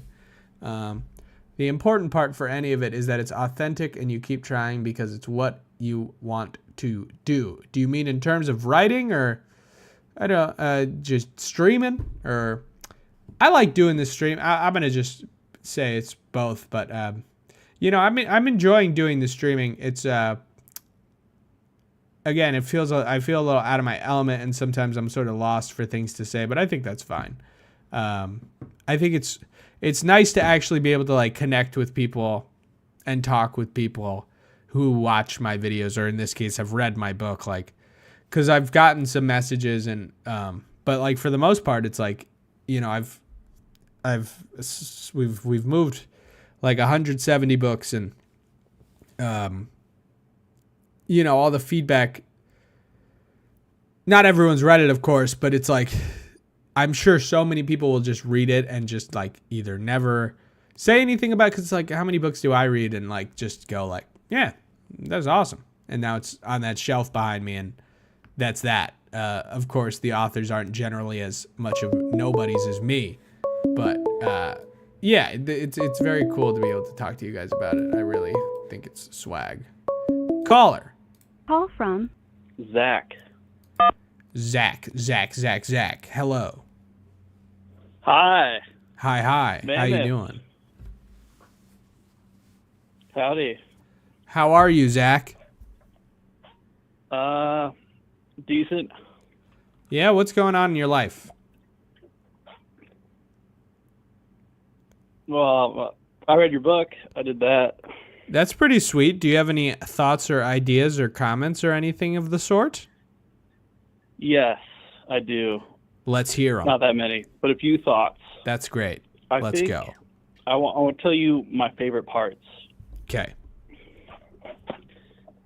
The when Isaac was in bed and he warded off death by pissing his pants. I think that is my favorite. Allegedly, we don't know if that happened. Right, allegedly, yeah. Yeah, and if he did, it was heroic. That was a like laugh out loud moment, I think, for me. I'm good. I think I wrote that when I actually had COVID. And I think I wrote that particular passage that day while I was genuinely like feverish and delirious. It really comes off that way. It literally seems like a delirious thought. It seemed like genuine. Well, I'm good because I think that is actually, I remember that day vividly. I woke up and it was like, I was my first time having COVID, and I like I forced myself to drink coffee, and I like sat at the computer for an hour and like wrote, and I like hit 1,000 words, and I was like, I'm done. And then I think I laid on my carpet for 4 hours in a row and I didn't move. Oh, wow. Yeah. So I the point being, like, that was a day I think where I was just so fucked up, and I just like got lucky that Isaac was also fucked up at that point in my life. Yeah. That's so weird. But yeah. That to me, yeah, laugh out loud funny, very good.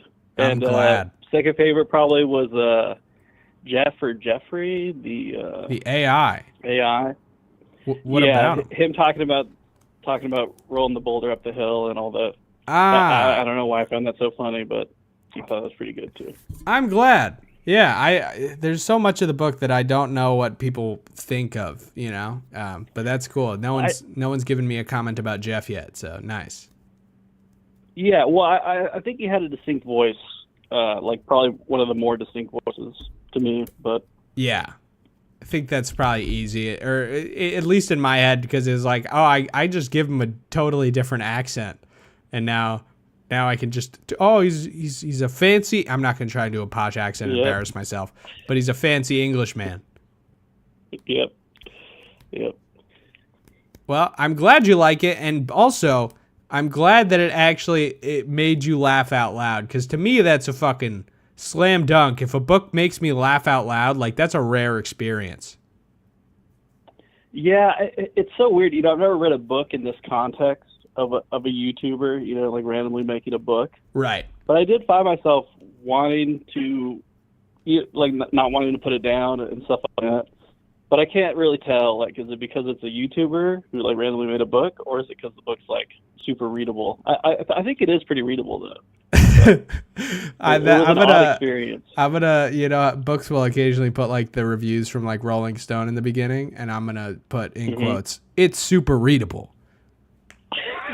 You will be able to read it. No, I know, I'm fucking with you. But no, thank you. I Well, let's just say this. I'm hardly a YouTuber. Not to say that but I'm not like a big famous one. So I'm gonna hope that it's that the book is good and it's not just that I'm some YouTube personality that because I think of myself and I'm like, yeah, I make YouTube videos, but like it's not like I make any money or anything. It's like Yeah, but that's from your perspective. I don't watch other YouTubers. That is your fair you point. You are like the YouTuber to me. So. That's a crazy thing to hear. But yeah, no, fair enough. I have made a lot of YouTube videos. So yeah, but now I'll have to stop so so I can know for certain that it's the book that holds up and not my videos attracting people. It sounds like you're transitioning to like more writing and everything. Are you like focusing on that more than YouTube?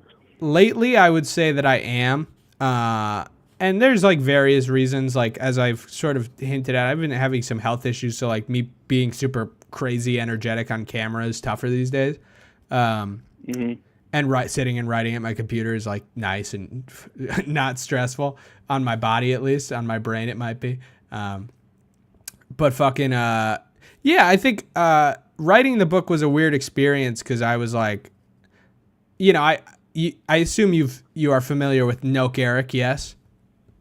Yep. Yeah. So Eric is a good example because like he's one of the funniest people on screen to ever live. And I see him on screen and I'm like, I don't got that, and I never quite felt like I was playing to my strengths by being the guy on camera. I like it and I think I'm fine at it and I think my videos are good, blah, blah, blah. But when I write, I feel like I'm playing to my strengths. I feel like I know what I'm doing. It all seems to come naturally to me, I kind of agree. Like hearing you were writing a book, I like if Noak Eric was writing a book, I don't know if I would buy it. I don't know if I would read it. It made a lot more sense. Yeah, exactly. That's how I feel about it. Like it just kind of makes sense for me. Like it's intuitive. Yeah, good. Yeah. Well, I dude, think that like bully video kind of like convinced me that you were.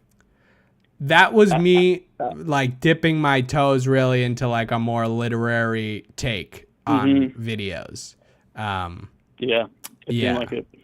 Because even a friend of mine recently asked me, because she knows that I've been writing more stuff, and she was like, "Have you ever thought about doing more literary videos?" And I was like, "I tried that with the bully video, and I think I like that video a lot." But I'm like, is there a place for it on YouTube? I don't know. No. Well, thank you for being blunt with me on that. I appreciate it. I really doubt it, but I do like that video quite a bit. Thank you. Yeah, I kind of want to make a sequel to it just because all those same problems I outlined in that video have just escalated. I know. Yeah. So magnified. Hell yeah. Well, dude, thanks for. Do you have any more parts that you wanted to bring up, or is that it? I've been thinking about the cow. Ah, yes, the cow, Oscar the cow. I think the cow is like. I think I heard you earlier say that it was like the oldest idea. Yes. Yeah. For the book. Yeah, it kind of. I don't know. There's a lot of dream sequences, right, that are kind of like related to the cow. Yes. I will admit that was the part I skimmed. Got it. Most out of the book were the dream sequences. That's totally fine. Yeah, it's sort of a thing where there's people I know where those are their favorite parts. It is. I mean, it is like in a way like the most interesting. But I think it just, for me, like it probably appeals to me less, just on the individual bias. I mean, that's totally fine. In fact, I kind of love to hear you say that, because it's like what I've gleaned from getting a lot of feedback is like, people will come to me and be like, "Oh, I love this part," and I'm like, "God, well, I guess writing the next one, I should really lean into that." And then people are like, "Oh, well, I kind of don't like this part so much," and I'm like, "Oh, okay." And so I've gotten enough of that now, where I'm like, "All right, let me not listen to anyone actually." So in fact, I just love that like people can, I don't know, come at it. I'm glad like not all the same kind of people with the exact same tastes are coming to my book. Like I'm glad people like different things about it, Yeah. Yeah. So. Sure. I mean, there's a lot of parts, you know. Yeah, exactly. So I think It's a whole book. it's a whole fucking Well, book. like 2/3 of a book, you know. We didn't Yes. really finish, but You'll get there. I think if you've read. no, you didn't finish. I finished. Oh, I read the whole thing. Okay. Yes. Yeah. Yeah. Well. Okay. All right. Debatable, yeah. Zach, thanks for calling. Okay, yeah. Thanks for accepting my call. Any final words? Anything before I cast you into the underworld? I am curious if you had like a favorite part to your own book, or you know, Okay. parts that you wrote that you thought really stood above. Shit. That's a good ass question. See, my favorite stuff right now, of course, is the stuff that I'm writing right now. And all I will do is sort of like sit and talk at my girlfriend like, God, the fucking shit that these people don't even fucking know. But that's, and I think about Ashtray and I am just sort of confronted like, oh, I can do better. Yeah, there's stuff, I'm trying to think. I think in terms of like a moment of the book that like keeps me, if I were to come at it from a foreign perspective, that like keeps me gripped in a way where I'm like, I want to do more of that in the next one, is when Isaac is out taking his photo of the streetlight, and it turns into his first real confrontation with outside forces. I feel like that's a really good bait and switch moment that like keeps me as a reader like gripped and engaged. Whereas I think some of go ahead. Did he run into the two duo villains at that time? Yes. Yeah. I'm trying to not be too spoiler heavy for other people, but oh, my bad. No, it's all good. No one gives a fuck actually. But yeah, that moment, that introduction, I felt like was done very well from like a pacing perspective. And yeah, I agree. Like even it's like I've forgotten so much of it. Like I know all of it when you bring it up, but it's like I haven't thought about that like pissing scene in so long. And even thinking about that, like, I'm like, yeah, that's I love that part. It's great. Like, yeah, it's you good. know? So, yeah. I don't think I can't pick a favorite, honestly. Okay. Yeah. But good question. Well, I mean, hearing you talk about your next writing kind of hypes me up. So. Well, I'll say luck. this much. I don't know if you guys are fans of the Minute Hour, but it will probably come out through Chunk as a zine. And Slouch is working on it with me, who did the cover. And it's going to be fucking awesome. Cool, man. All right, Zach. Thanks for calling. Yeah, thank you. See Go to the underworld. All right, and I cast him into hell. Phew. So Apple says, how long did it take to write the book? Start to finish. There were some pauses in there, like don't get me wrong. But I probably started, I know when I started. I started in January of 2023. Like probably like around the right at as the new year turned. So Jan 2023 to, I want to say I had the final files for the book probably sometime in March of 2024.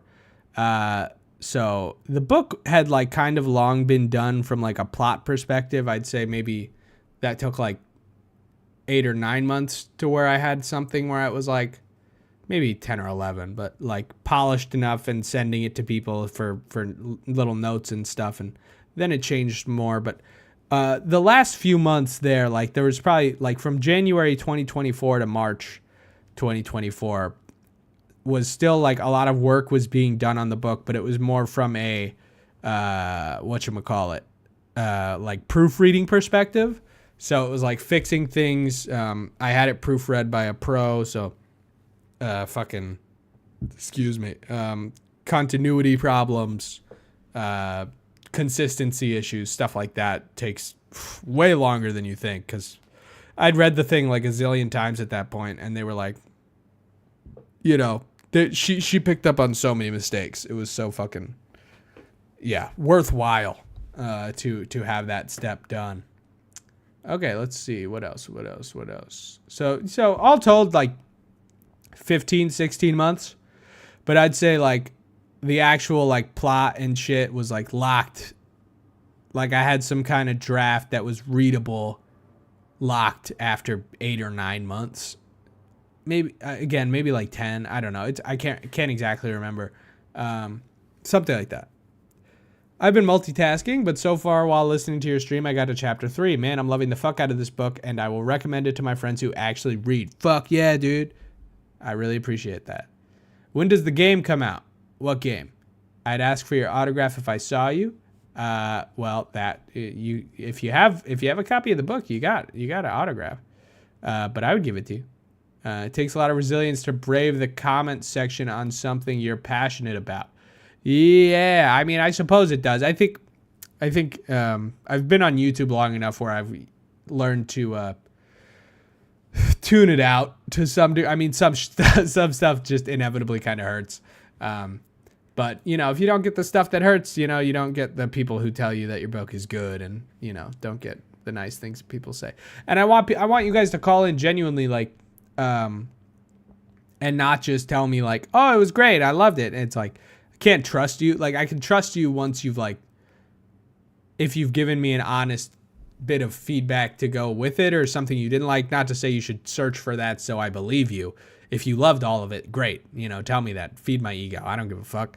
But whatchamacallit, like, it's not, hearing both perspectives, it allows me to not accept everything, but also believe everybody. You know, I don't know. Apple. So at any point did you take a step back and plan out the world and characters more deeply? Big no. And that is something that I'm doing a lot more intentionally with the sequel. And I think it's paying off very significantly. Because I think a really strong suit that I have, a strong part of this book is like this sort of stream of consciousness musing. I think I'm good at writing in that way. But I think the book can feel a little directionless at times. And I think that that's probably its biggest weakness. So it's like, can I make a book with a outlined plot and a really built out world, but also maintain that level of freedom with the stream of consciousness style narrative? And I think I can, but that's sort of what I'm navigating this time around. And of course, there's certain things about Ashtray that actually do have a lot of backstory and depth. Like, as I mentioned this last stream, but the Blink Corporation and the Brain Blink stuff had been built out quite a bit by a friend of mine and myself. We spent probably 2 months fleshing out that idea for a different script that ended up getting scrapped. And so when I came to the book, I had that idea already, just kind of waiting. So there are a few things that like already exist, that already existed, and I was just sort of able to plop them in and readjust them a little to fit the world. Yeah, same with Oscar the Cow. Again, it's like I was able to plop that in and adjust it and stuff like that. I am going to take a quick piss. I'll be back in 2 minutes. Call in when I get back. I'll play a little song.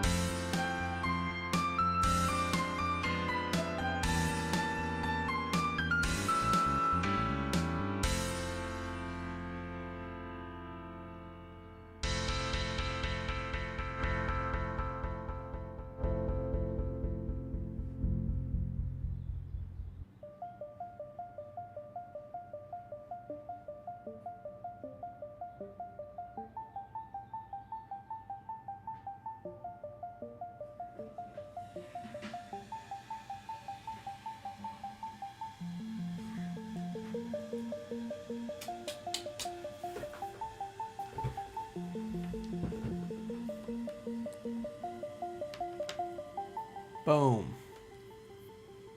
Took a leak. We're back.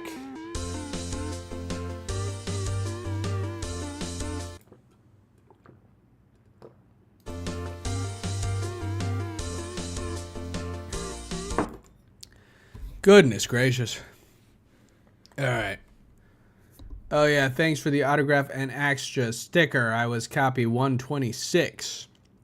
Might call in after I get a food order in. Sounds good. Who, what, where, why? Would love to hear from you. I enjoy a bit of the directionlessness in the way and amount you did it for sure. Sweet. Piss moment. Yes, indeed. A big piss moment. I actually pissed all over the floor. Because you know when you have one of those times when you pull your wiener out and you pee and then whatchamacallit, like it just goes in a, speaking of directionlessness, in a direction you totally did not anticipate or intend or where it was even pointed at. That's what my penis just did. So that was cool. Hell yeah, dude. Would call in with all these questions, but one, I already called, and two, I haven't read it, and I want to let you talk about your book. All good, bro. You know, hey. You can put them in the chat. You can call back in. I don't give a fuck. Do whatever. Call in and pretend to be a new caller. Why not? Damn, son. I already had my fun. Now to find an envelope to put $25 in. Yeah. And lie? No thanks. That's a sin, and sin is super uncool. Preach, brother. Well, guys, you can call back into the stream at 612-293-8091. We are doing a live stream, and we are talking about piss and balls and shit and ass and my book. So just all things of that sort of in that realm. Yeah. After putting up that colonoscopy vlog, I lost maybe the most amount of subscribers ever that I've ever lost while making or after uploading a video. So that was probably all the farts or whatever did that.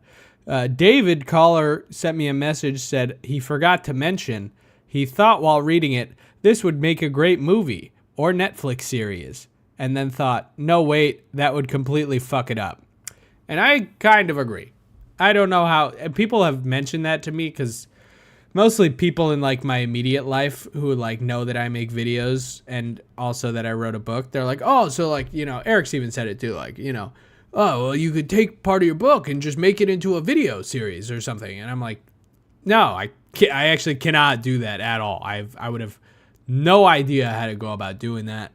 And it sounds actually just like a terrible idea to me. But, you know, people be having ideas. I don't.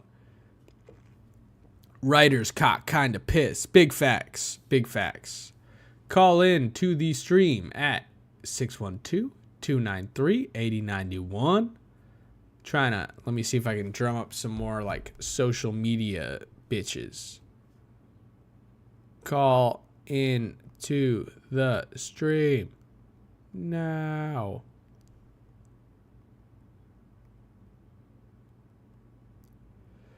$80.91. Post the link again, because I know I this is a long stream. It's tough to stream for this long. Dying here. Kidding. I'm doing okay. I'm recovering. Sorry if it's boring for the moment. I'm trying to get my rocks back, get my mojo back. 2 people have placed orders for the book while doing the stream, and I thank you both for that. I won't dox you fellas. People who can't handle a colonoscopy vid are cringe and gay. Yeah, you know, whatever. You know, it's I want to make more vlogs lately. I think I was going to say this earlier, but a call came in.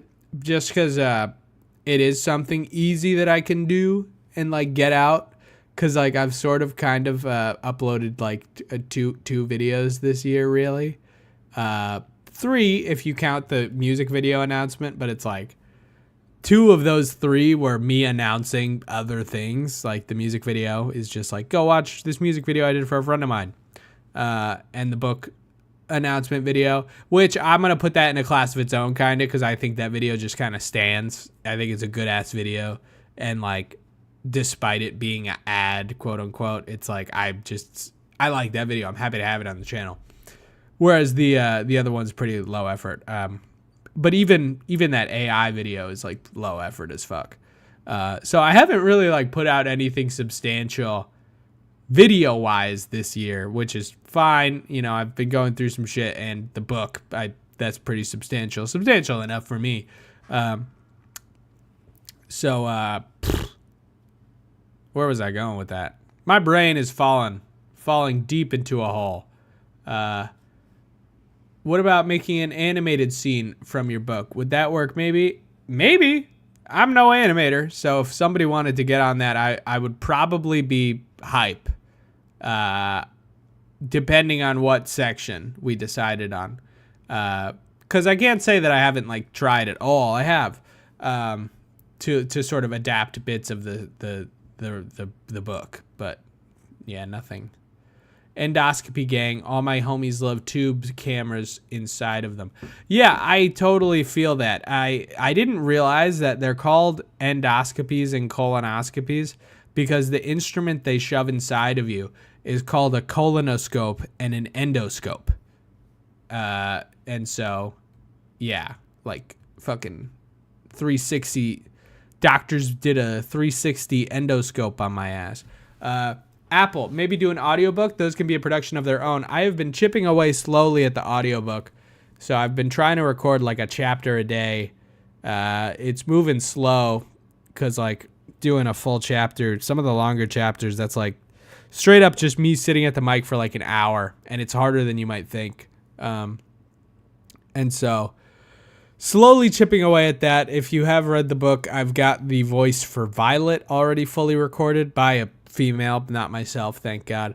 And so I'm super stoked on that. And I've got 3 people in mind for some of the supplemental characters. I need somebody to play Jeff. So if you guys know a posh English motherfucker, I got to figure that one out.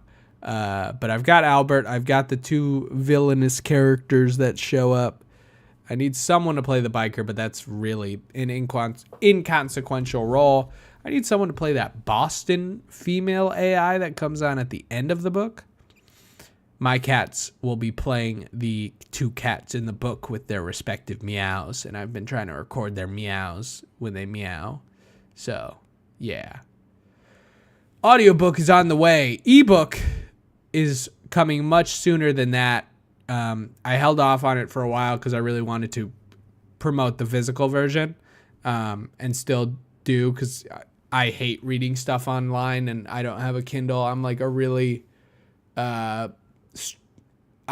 you look at all those books back there. That's one of the shelves that I have, and I got another one over there, and that's me having gotten rid of a fuck ton of books. So I'm a real big physical guy. I don't really like ebooks, but I know some people are not me, and some people would really appreciate an ebook. So the ebook is being made right now. I've like filed it with the website, and they just convert it for me, and it said up to 15 business days. That seems insane. I hope it doesn't take that long, but hopefully in the next couple weeks that'll be available wherever the fuck, I don't know. Yeah, dude, I can't imagine reading my own work and then listening to my own voice for hours on end. Yeah, I haven't even gotten to the editing part, and I'm really dreading it because I'm like being really finicky with the lines and recording. So it's not like I'm just going to be able to like go in and be like, all right, chapter 1 done. Like I'm going to have to go through and like cut it and like make sure it's all fucking on point. And I do think I want to add like I know it's sort of unconventional in the audiobook world, but add some mild sound design. Just for a little ambience, the book is ambient a lot of the time. It's like I place you in an environment and I sort of want to speak to that a little. Ironic Ashtray NFT collection just to be lame. I couldn't do it. I hate crypto too much, I couldn't, and I wouldn't even know where to start, and I like don't want to do the research to figure out, and I hate crypto. I just can't. I can never, like, I don't even want to talk about crypto ironically. I hate it so much. Oof. All right, fuckers. You better call in soon or I'm going to kill myself. That's a real threat. Kidding. But you better call in soon or I'll have to end the stream for lack of things to say. So, call in. 612-293-8091.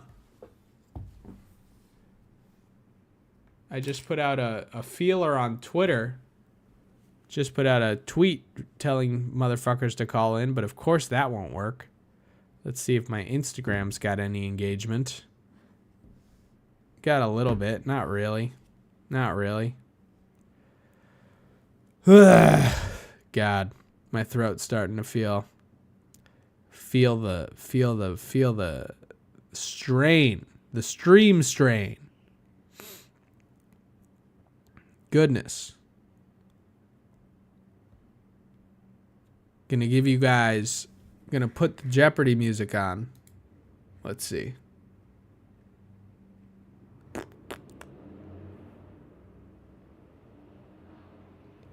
For a second, I was like, did somebody just open the screen door in my apartment? My girlfriend left for work.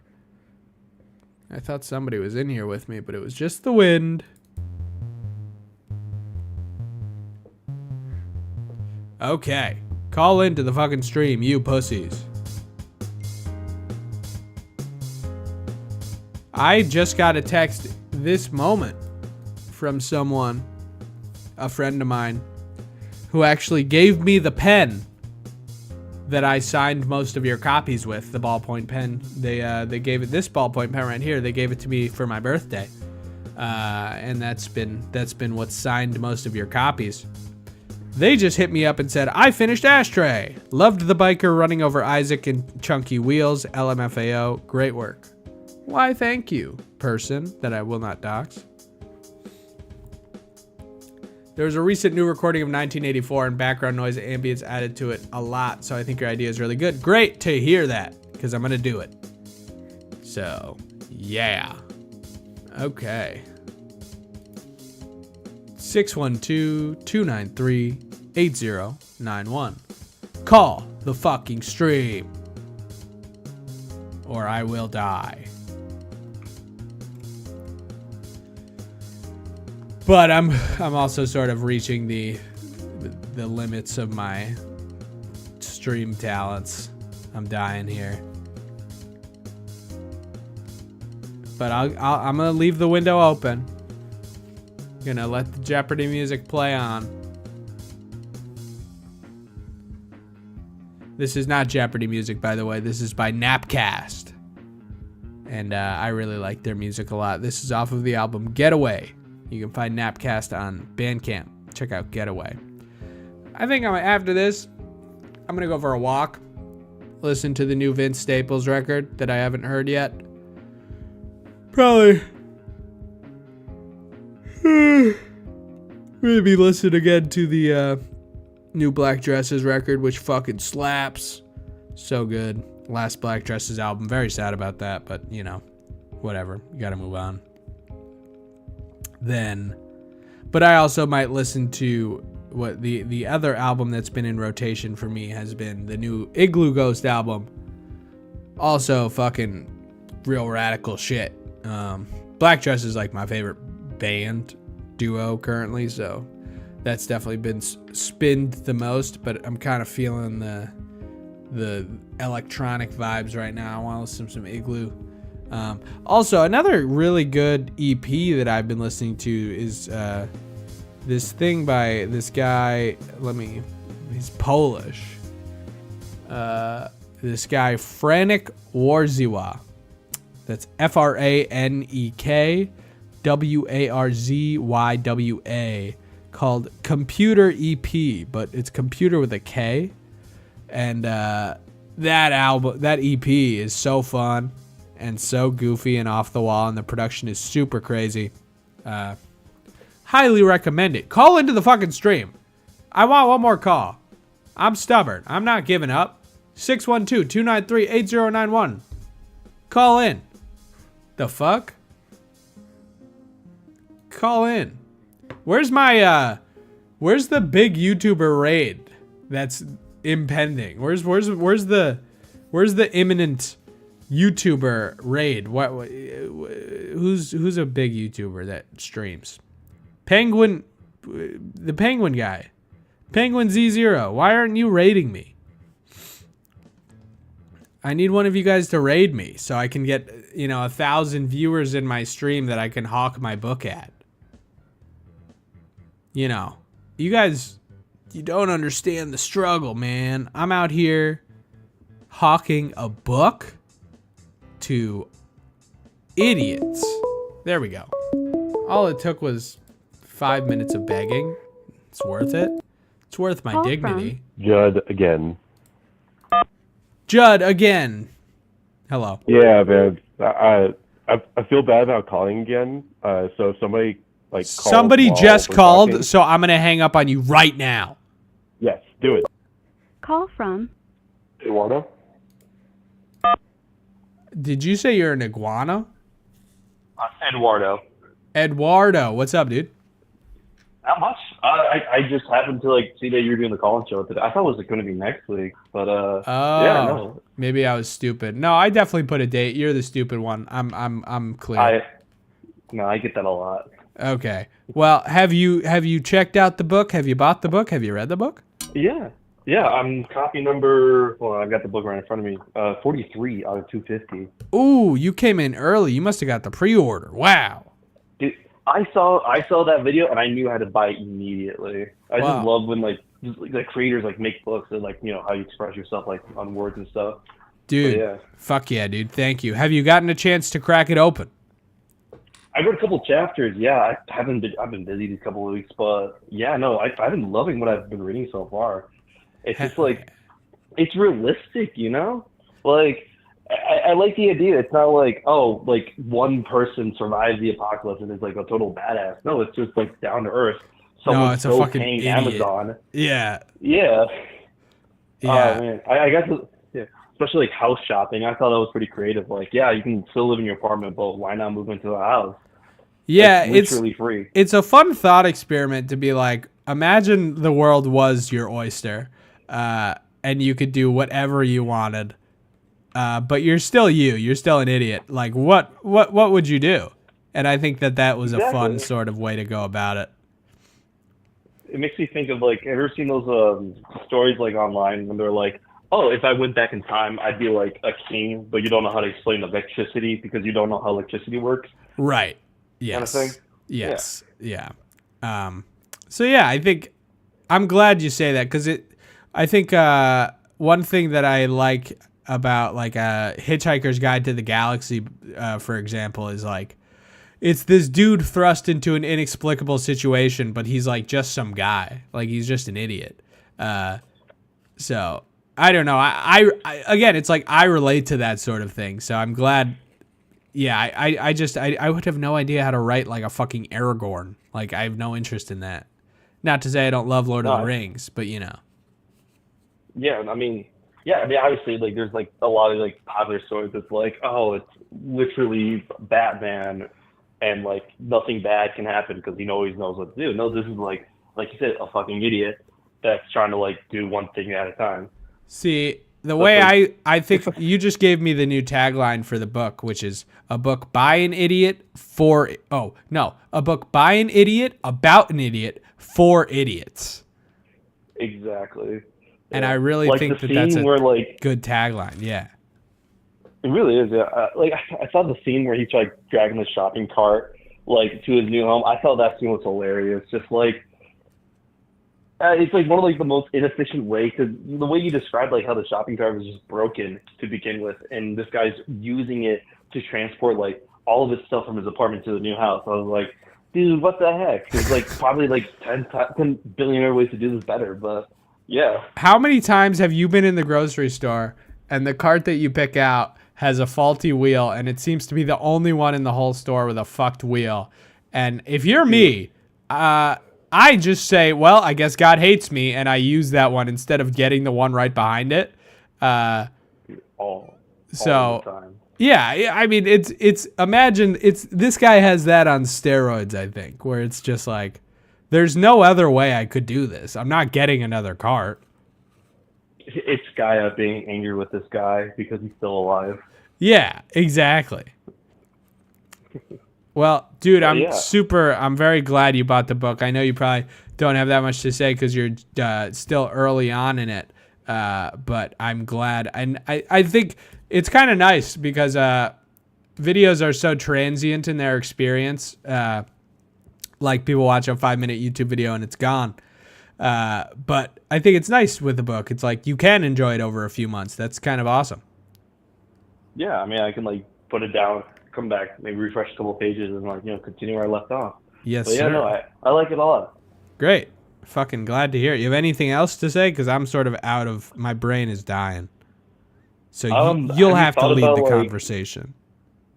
In your professional opinion, if cats could read and write, do you think they would care about cursive? Do I think that they would care about cursive? No way. No way? No, cats are too smart, man. They would understand the uselessness. Well, maybe for signatures. I feel like cats would have cool signatures. That's true. But I feel like for reading and writing, nah. I feel like I would like to be able to write in cursive well, but then I do it and I'm like, oh, this is hard and also useless. Yeah, like it's not like not everyone writes in cursive nowadays. Maybe like, I mean, what was the last time you had to write down like a full letter that wasn't typed out? You know? I mean, only I write a lot of emails. But. Only in sending out this book, like literally signing the copies of this book, has been the time of me writing stuff. Yeah. So it's doing again. It's just doing my signature repeatedly.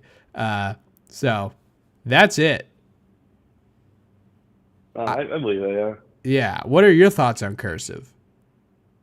I think cursive, like, it depends on the context. If you're like trying to be like, I could see it like being like using like a smug, posh way, trying to like put a 2 week notice for like a fast food job, and you just hate the place. So you just write a cursive letter to be like, hey man, go fuck yourself, kind of thing.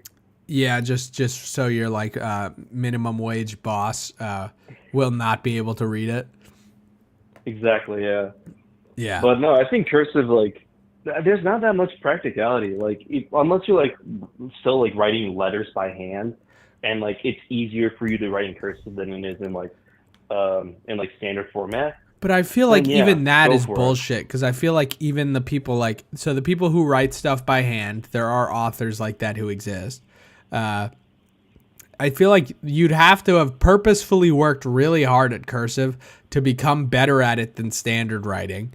And like the only reason I could see a person doing that is because they're pretentious and want to be like, oh, well, I wrote this in cursive.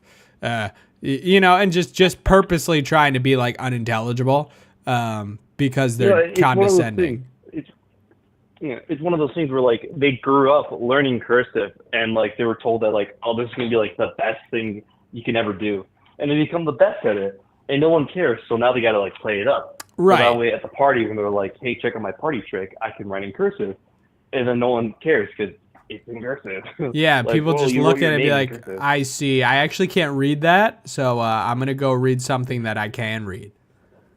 Yeah, and then you pull out Ashtray, and you're like, whoa, I can read all of this back and forth, easy peasy. And then you strike them over the head with it, because the book also functions as a melee weapon, which that is true. Getting a 2-for-1 deal there, book and melee weapon in one package. And then you can sit down on top of his knocked out body, using it as a seat, and enjoy my book.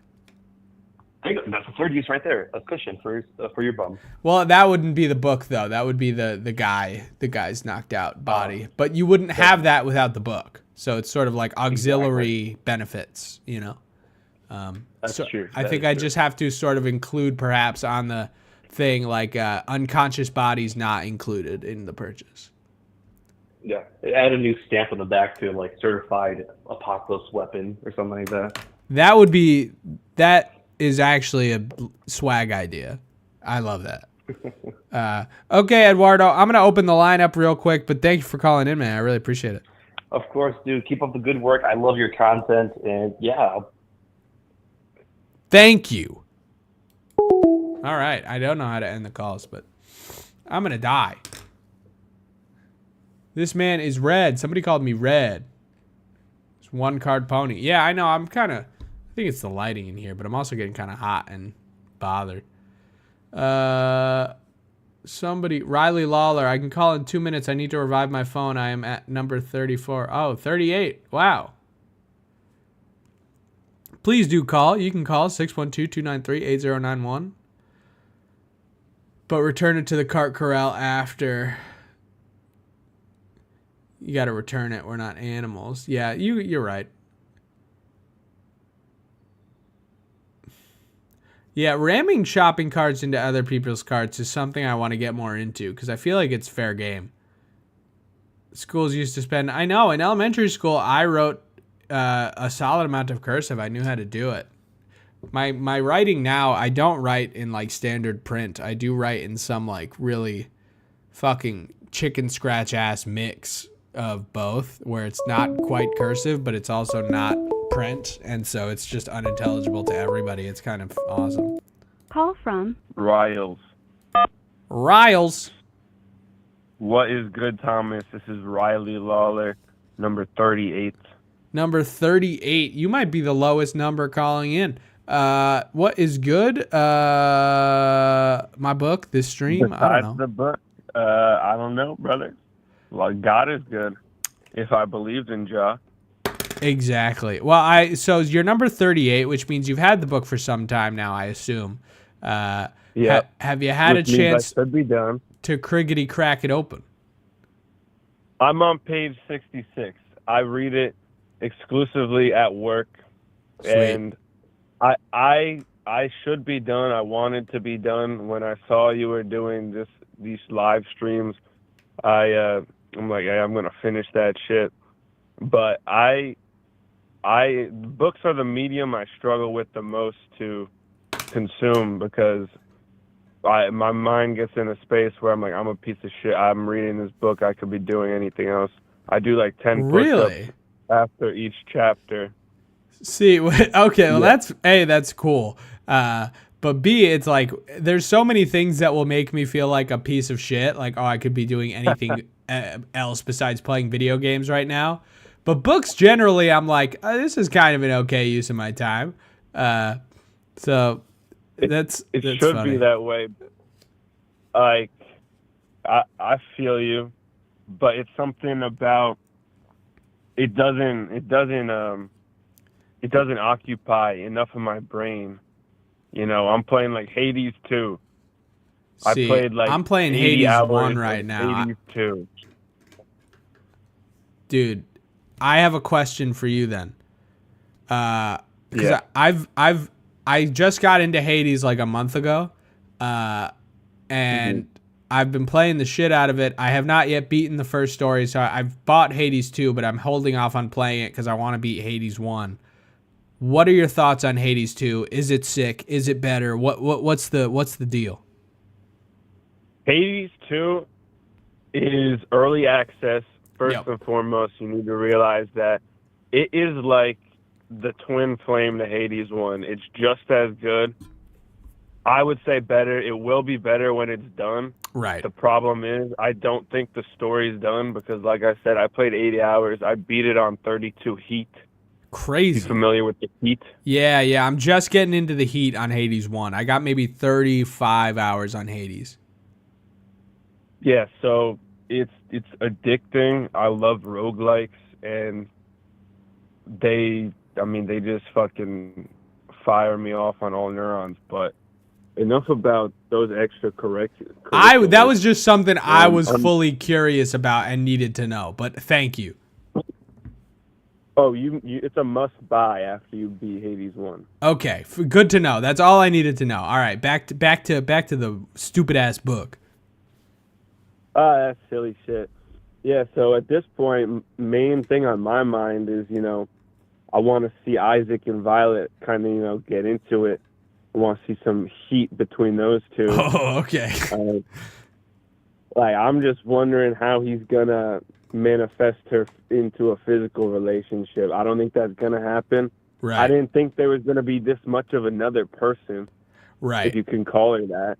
I think you can. I think you're safe. Yeah, a really dumb person. Correct. Or an average person, a human. Yeah. I don't know. I think I'd like to talk more about books in general. Okay. I used to spend all my money on books, and I could finish them. But I think it's the attention span is just fucking shot. Right. Like these, I don't know. Well, so you say you do you only read when you're at work, or can you read at home? No, I read at home a little bit, but it's when I'm at home is when I feel like I should be doing something else. When I'm at work, I know I have downtime. I'm like, I have nothing better to do. If they need me, they'll come get me. I work as a stagehand. So like Okay. yesterday, I worked from 8 a.m. to 1:30 a.m.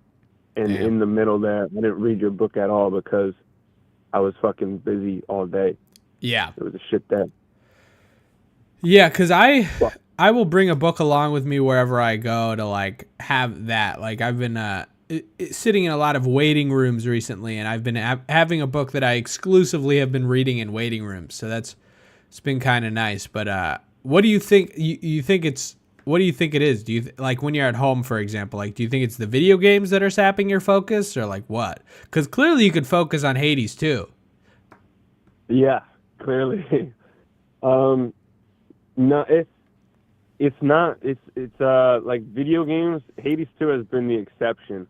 I am for sure an addict. Dota 2 is my poison. Got it. But I haven't been playing games at all until Hades 2 came out. I'm probably gonna play this Elden Ring DLC though. Yeah.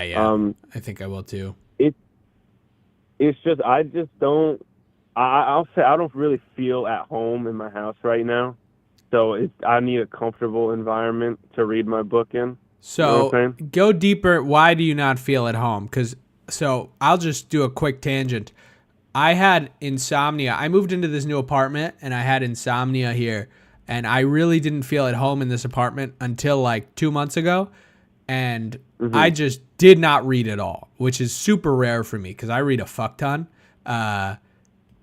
But during those 2 months where I was like, I couldn't sleep and I like didn't feel like I liked this apartment at all, I was not reading. I felt like it just stressed me out.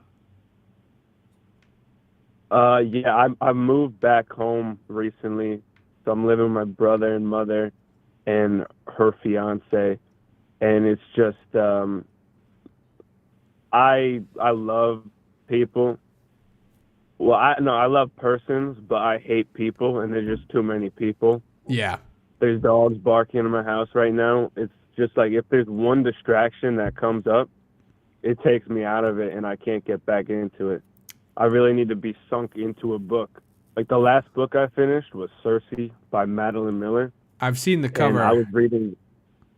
I saw the cover, and that's all that made me want to buy it. Right. All that made me want to buy your book was the cover by Slouch. Shout out to Slouch. Fucking sick ass cover. Killed it. I presume I'm only on page 66, but I already see all these references. I forget the cow's name, but he has a fun story. Everybody's trying to buy fake chuck meat. Exactly. Oscar the cow. Imitation Oscar. Yes. Which is fucking great. But yeah, I didn't even really. I saw the great cover. I just saw your video, and on a whim was like, I want to read something that feels like it's from a real person. Hell yeah. Because a lot of the books I read as a kid, I found out like the woman I thought was writing these warriors books, these books about an outdoor. I read the fuck out of those, brother. Don't even have to explain. No, but did you know that the author is not one woman? It's like a team of 9 different women. I did not know that until right now, but I'm not surprised just because of what I have learned about the book industry in the last 5 years. That makes me sad, though. But they made so many of them that I'm like, it makes sense that it's a fucking factory. In retrospect, it makes sense. Yeah, I thought I was dealing with like the next non-transphobic J.K. Rowling. Right, but that shit is fucking sad, dude. It is sad. So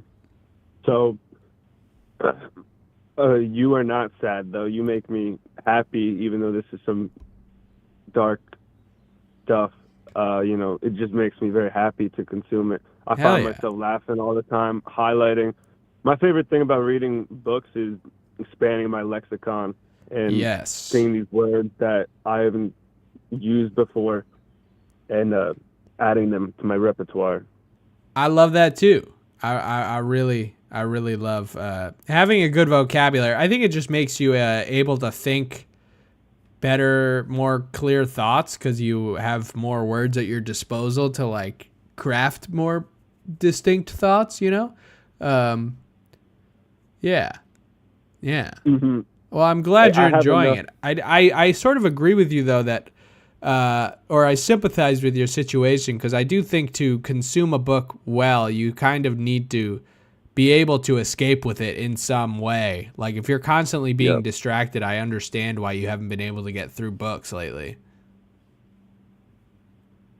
Yep, that's what it is. Like, I hate to say it, Ashtray has a strong gravitational pull to me, but Hell yeah. not nearly as strong as fucking Hades 2. Yeah, or, that's fine. or fucking doom scrolling on my phone, or fucking watching Monk for the third time on Netflix. You know, like right. Because I think also like a book is a bit of a bigger ask focus wise than Monk or doom scrolling. Yeah. But I think there's even Hades too. Yeah, exactly. When I play Hades 2, I'm also like, I feel like a piece of shit playing a video game for 3 hours in a row, so I'll play it for 3 hours while I'm walking on an incline. Oh, you're like that. You're really on your fucking grind set shit. No, yeah, I can't focus on a single distraction. I need to be doing like 2-3 things. At work, they're always like, man, you do 3 much. And I'm like, you don't gotta do as much as me, but I can't stop doing stuff. I mean, as long as you, I have some of those tendencies as well, I think. I think as long as you sort of know yourself and, because there's got to be a point where you're doing too much to where you can't even focus and get one thing done well, right? Yeah, like, exactly. Like, I can do my job well, but like, if I'm not on the clock, if someone could put me on the clock, this book would have been done day 2. Right. You know, right. If you gave me 2 4-hour shifts in a row. Yes. Yeah. So but I will get there, and when I complete this book, I'm gonna write you an email with, you know, my thoughts, expand upon it, more focused about the book, because I think I saw you saying that you wanted feedback. I mean, who doesn't want feedback from real people? I just want to, yeah, exactly. It's like, I just want shit like this where like I'm connecting with a real ass person.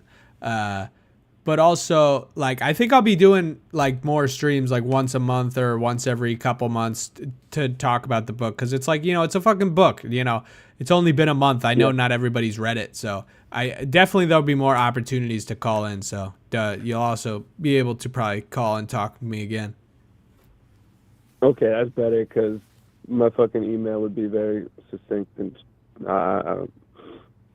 I'll call you back next book stream.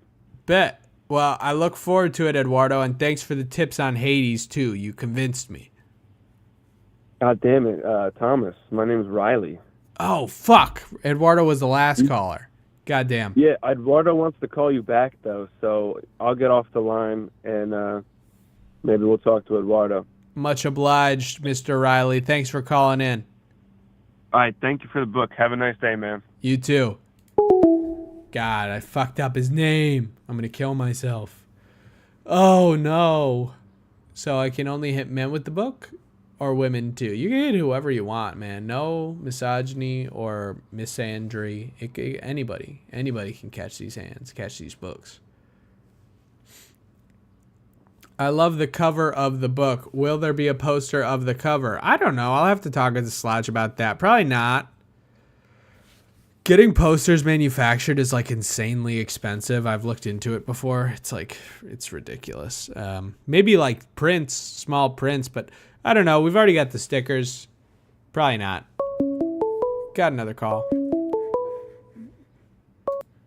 Call from. Hey, it's the big man. To accept. Who's the big man? Hello? Hello? Hi. How you doing? Good. Good. Who am I talking Mammoth to? in Space. This is Skibbity Bop. Oh, Skibbity Bop. Skibbity Bop. AM. Wow, It's your voice me. is not like what I expected it to be. What did you expect? I don't know. Not this. A butch 30-year-old man No. dating his wife. No. But I don't know. I definitely, there's no face or voice or name that I have, so I only have your comments. Okay. I think I sound like I'm 17 or something. I'm pretty sure. I could see you being younger, but I don't feel like you are. I'm 20.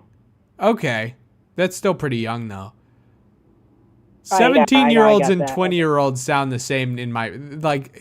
if you're below 24, you're the same age in my brain. 16 to 24 is the same to me. My lifestyle is not going to change from 21 till 39. Because I religiously cannot do jack fucking shit. So what does this lifestyle consist of? What are you doing for the next 15 years? Next 15 years, so I can't gamble, I can't steal, I can't drink alcohol, I can't listen to music that contains any of the following. I can't loan at an interest or stocks or bonds. It's nothing fun. Nothing fun. So you told me all these things that you can't do. I asked what you are doing. Oh, what I am doing, doom scrolling. Sorry. Doom scrolling. Doom scrolling, I see. Okay. You know what? Fuck doom scrolling. I ain't no doom scroller. I'm a joy scroller. I'm full of joy and whimsy. That's good. Well, love for the world around me. Skibbity Bop, what is you've been committed to an excuse for as to why you haven't bought the book yet. What's going on? So I'm really fucking poor. So okay. I cannot hold a job for jack fucking shit. I was holding down a job or a good job. Because you were on the Patreon for a minute. Yes. On the $20 tier. So you were rolling, high rolling. I was rolling. I paid jack shit. I was doing the trailer park fit, Yeah, sure. I wasn't paying jack shit for monthly. And I was working a pretty basic job. So I could pretty much pay for it, and I could listen to the podcast while I was at work. And the whole thing was real fun, Yeah. Then I had to, not live in the trailer park anymore.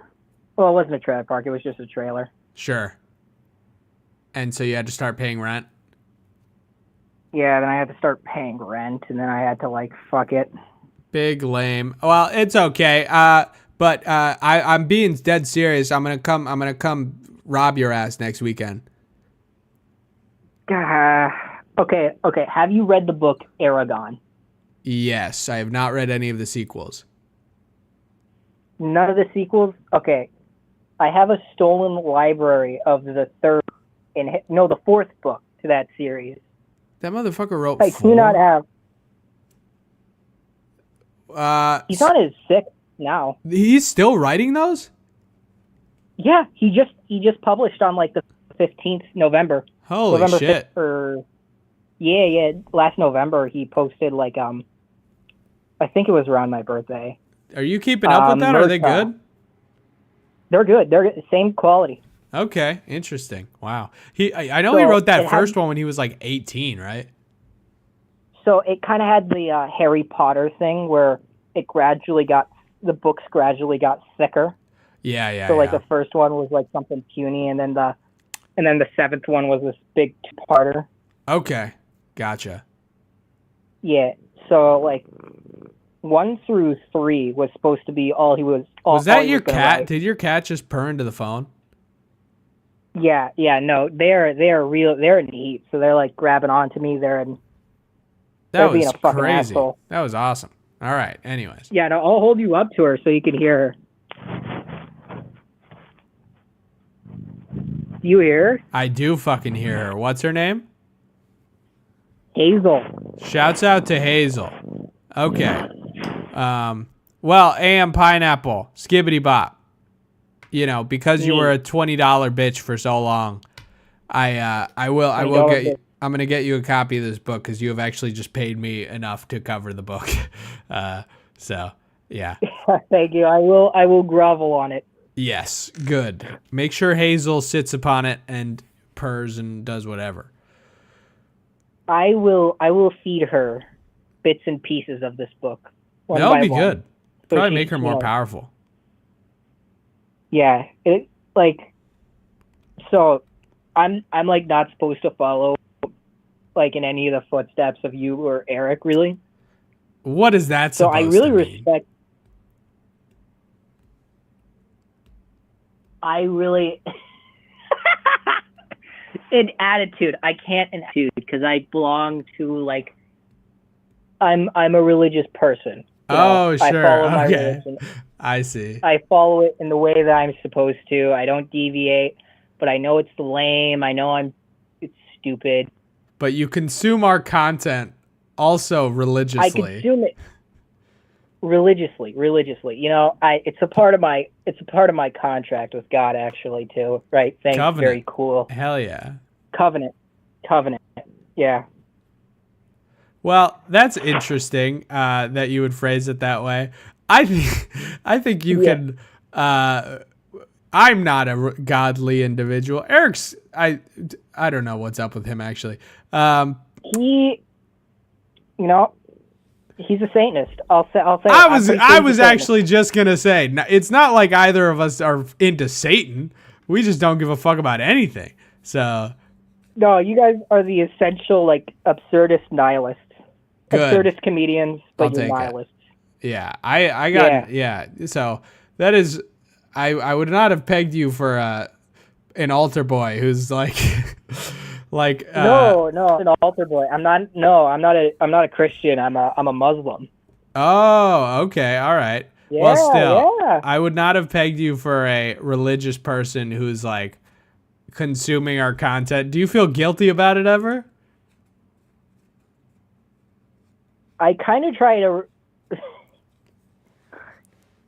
Yeah, it's like you consumed, like you like wrote the book. Are you the characters you write? No, certainly not. Yeah, it's like I'm not the people I consume. I'm not. You're the taking a people little I field write about, trip. I'm not. You're taking a little field trip. Yeah, It's like a guy who smokes weed only once in a while. You know, I'll come into town. I'll commute. I'll laugh. You know, some guy on YouTube eats an 800 milligram edible. Right. And makes a YouTube video about it. I'll watch. I'll laugh.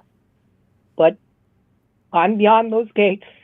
And then, so yeah, you basically you walk over, you leave the gates of heaven or whatever the Islamic equivalent is. Jahannam, but it's heaven. Paradise. Okay. It's literally the same thing. Okay, so you jump out of there, you hang out with me and Eric in purgatory or wherever we are in hell, and then first layer of hell, I'm assuming. Okay, that's fine by me. I don't really care. And then you jump back in the kangaroo pouch that is Allah's, bountiful pasture. Yeah, and so you just jump out every once in a while. That's it. Yeah, I'll kind of like peer into it. Like, my concept of hell is like, for people like you, I'm pretty much thinking of like a poker game you're playing for the rest of eternity, but like every 300 years, some infinitely fractaling snail comes and fucks your shit up. Okay. That's my concept of hell. I know that probably doesn't line up with the standard idea. I kind of prefer that though. I mean, that doesn't sound so bad. Yeah, it doesn't sound so bad. All I got to do is once. Again, if I got to hang out with Eric for 300 years and then occasionally be tortured, that's fine. Yeah. But that's first layer. So it'd probably get worse, right? Yeah, you're just kind of like living out the rest of eternity right above a fire. It's like moderately too hot, moderately too cold. Right. You never get comfortable. Yeah. And listen, if that's my lot and I get to be the sort of jester role for the Jihana people, that seems good. That's good. That's fine by me. I mean, that seems like almost like a bit of a holy position to be the jester for heaven. You know, so there's like two, like, and even then, it's not, there's even a debate on whether hell in Islam is eternal. Because there's a verse that says, if God so chooses, he can lift the people out of hell. But there's also a verse that says, the Jews say, well, we'll only be in the fire for a short period of time, so we can sin all we want, right? Doesn't matter. We'll be in heaven eventually. Got it. So they say, well, no, you lie about God. So in one hand, they say, well, no, hell's eternal, but it's an unabating fire. And on the other, it says, but if God so chooses, you guys are all in heaven, or your souls just disappear into nothingness. Well, I feel like in religion, it's like, despite whatever they say about anything, it's almost presupposed that God can break all the rules, right? Yeah, it's more like the monotheistic religions, the Abrahamic ones, the Zoroastrians. Yes. Yeah, exactly. Because like the shamans, the mystics, those type of guys who are just in the more spiritual, in an ethnic area. Sure, like Sufis or like something. In Korea. Say it again? Like Sufis? No, Sufis are Muslims. Okay. But like I was thinking of the Sufi mystics in particular. Yeah. But as for those, God, the concept of God really doesn't apply as heavily. So I don't think there's so much of a divine ruler who can like snap his fingers and change everything. But as for Sufis specifically, they follow the Quran as fervently as any other Muslim. Oh, really? Okay. All right. Yeah. Because the whole mission of the Quran is to memorize it. You're supposed to have it in your head. Damn. Yeah, That's yeah. crazy. You get like a palace in heaven or something for it. Question: do you pray 5 times a day? Yes. Hell yeah.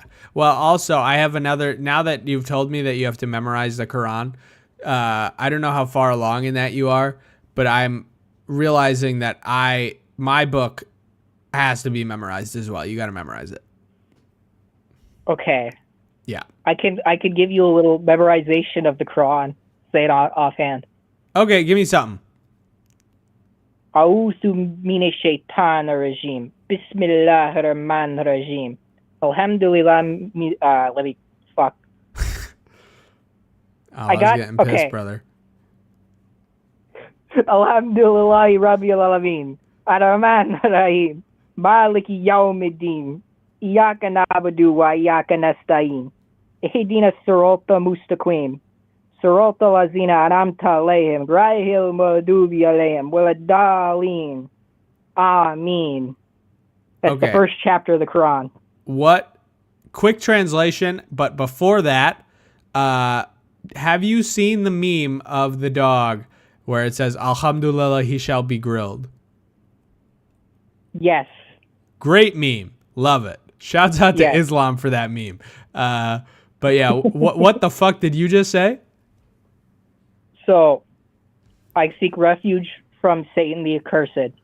In the name of God, the eternally merciful, the especially merciful. All praise is to Allah, the Lord of the world, the eternally merciful, the especially merciful, sovereign of the day of recompense. It is you we worship, and you we ask for help. Guide us to the straight path, the path of those upon you have bestowed favor, not of those you have earned your anger, and of those you are astray. Okay. Well, Skibby Bop, on that note, I'm going to let you go because I feel like you can't really one-up scripture, you know? So. Yeah, you can't really. Okay. Before I leave, I went on, what was his name? Oliver Obbs. I went on his podcast. Oh, and really? I didn't read the Quran. I read the Bible.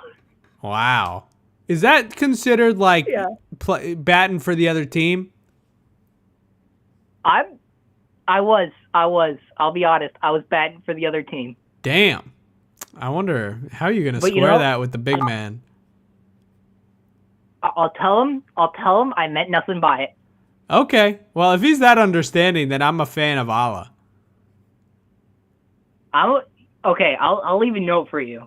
You know, I'm not supposed to like pray for your forgiveness, but I'll you know, before you just a shoot little the bat memo, on the court of little sticky note.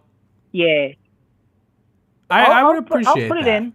Okay. All right. Well, Yeah. thanks, Skibbity Bop. I'll talk to you soon. Yeah. See ya. Penis. All right. Oh my God, that was a good call. Shouts out to you. Ugh. I think I'll take one more call. I'll take one more call and then I'll call it a day. If anyone's out there and wants to call in, I know I missed one, so just kind of leave it open for a second. But if no one calls in, I'm also ready to end the stream. Going for about 3 hours so far. It's been a good one. I thank you all for calling in. It's been a time. Streaming is streaming. Streaming's kind of hard. God damn. Hope you guys enjoyed it though. I enjoyed it. Stream is open for maybe 2 more minutes. I'm going to leave the 612-293-8091. And we got one. Call from Judd again. Hey, Judd, what do you got to say? Yo, dude. Again, if anyone calls in while I'm talking, because I already called, I'll kill you. Hang up on me. Yes. Oh yeah, do that. So I wanted to ask again, or go back to what I asked in the chat earlier, with planning out your book. Right. So with Ashtray, you said you didn't really do much planning, right? Correct. Didn't plan shit. So is that something you regret? I don't want to say that because again, I haven't read it, but no, I would say if you could. It's not something I regret. I think I did what I did, and it was just a good learning experience. And I think upon reflection, I'm like, well, maybe this thing could have benefited from a little bit more direction. But also the lack of direction allowed me to be free in certain ways that I also am it's like I'm in equal parts indebted to that with this next one, because I think with the next one I'm doing some planning. It's very cursory and minimal, but I'm doing some plot outlining and mapping. But if I hadn't gone full stream of consciousness mode on the first one, I just know that is one of the strongest things that I can offer. So it's really leaning into that strength, I think, was a positive.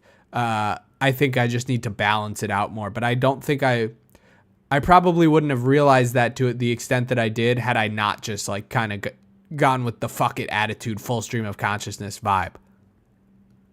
Yeah, with what I'm writing, I tried to just sit down and type out words, but I was rereading what I wrote, and I only got 3 or 4 paragraphs in. Yeah. And they were very short, very basic, and I was like, this is not working. And if I'm gonna do this, I want to do it in a way that will at least be coherent in some way. Yeah. So what I started doing is I've been working on it while watching the stream. Is I started writing a journal, like a little girl. I started a diary. I have 7. I have so many full journals, brother. Don't even. Yeah.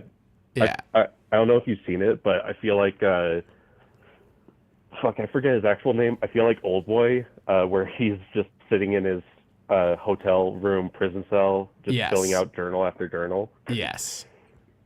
Yeah, but I'm just using that so I can plan out, and I guess I don't know. I've never written a full-on book like you have, Right. let alone like a fantasy story like this, but they're always like so in-depth and like have such vast lore and background knowledge. Yep. Like, for example, Dune. Like, I had to buy a copy of that book that had a index or a glossary because I didn't know what the words meant. Right. And I just would refer to that every time I saw something that I didn't recognize. Yeah. Fantasy so, books like that are very big and comprehensive. Or sci-fi in that so, case, but yeah. Sci-fi and fantasy to me go hand in hand. Like Dune is basically just a medieval feudalism book.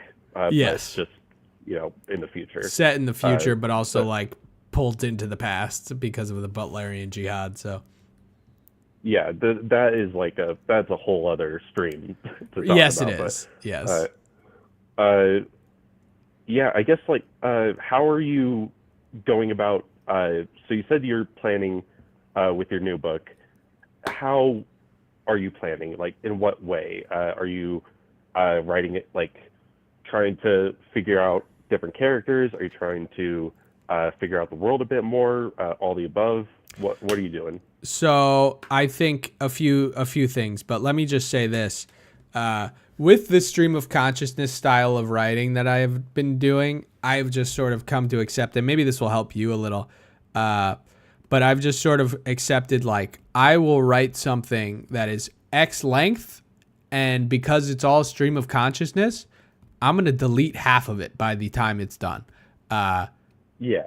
And so just going in with that in mind, I feel like frees me up to be a lot more just write whatever. And that's when you allow yourself to give birth to things you really like, which is, again, to go back to like how I benefited from the first book experience.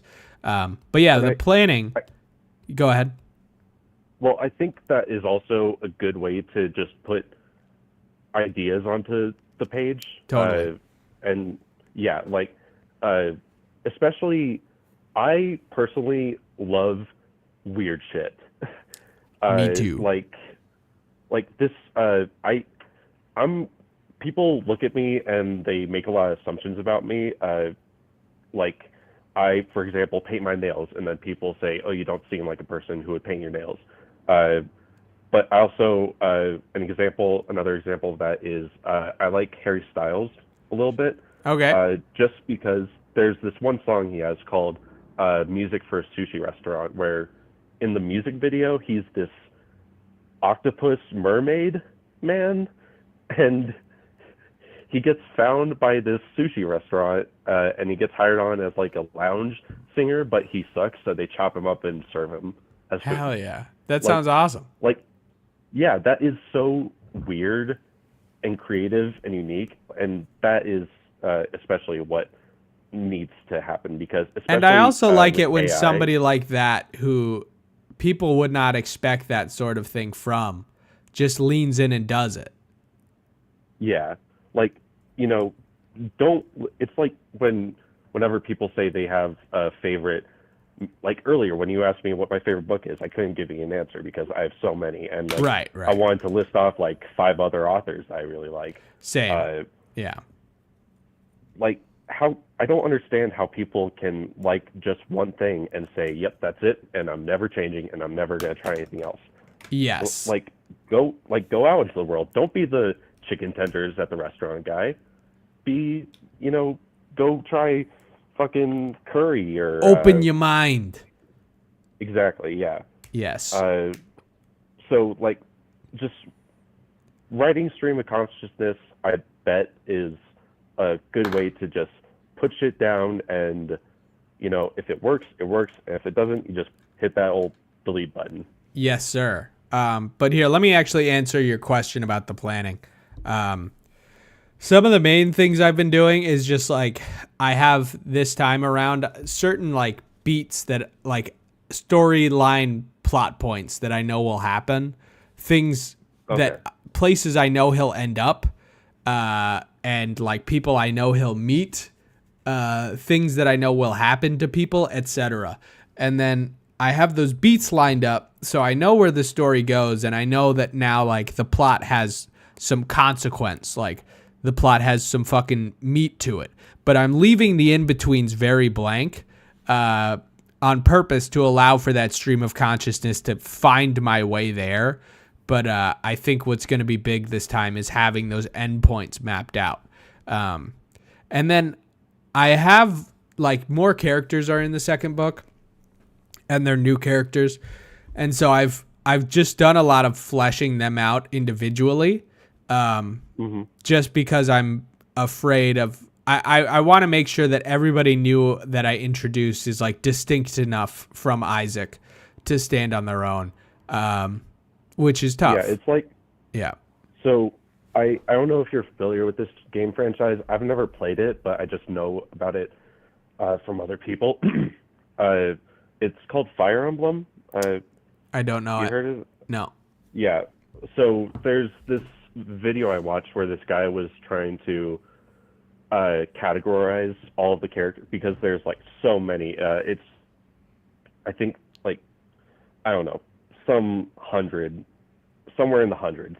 Sure.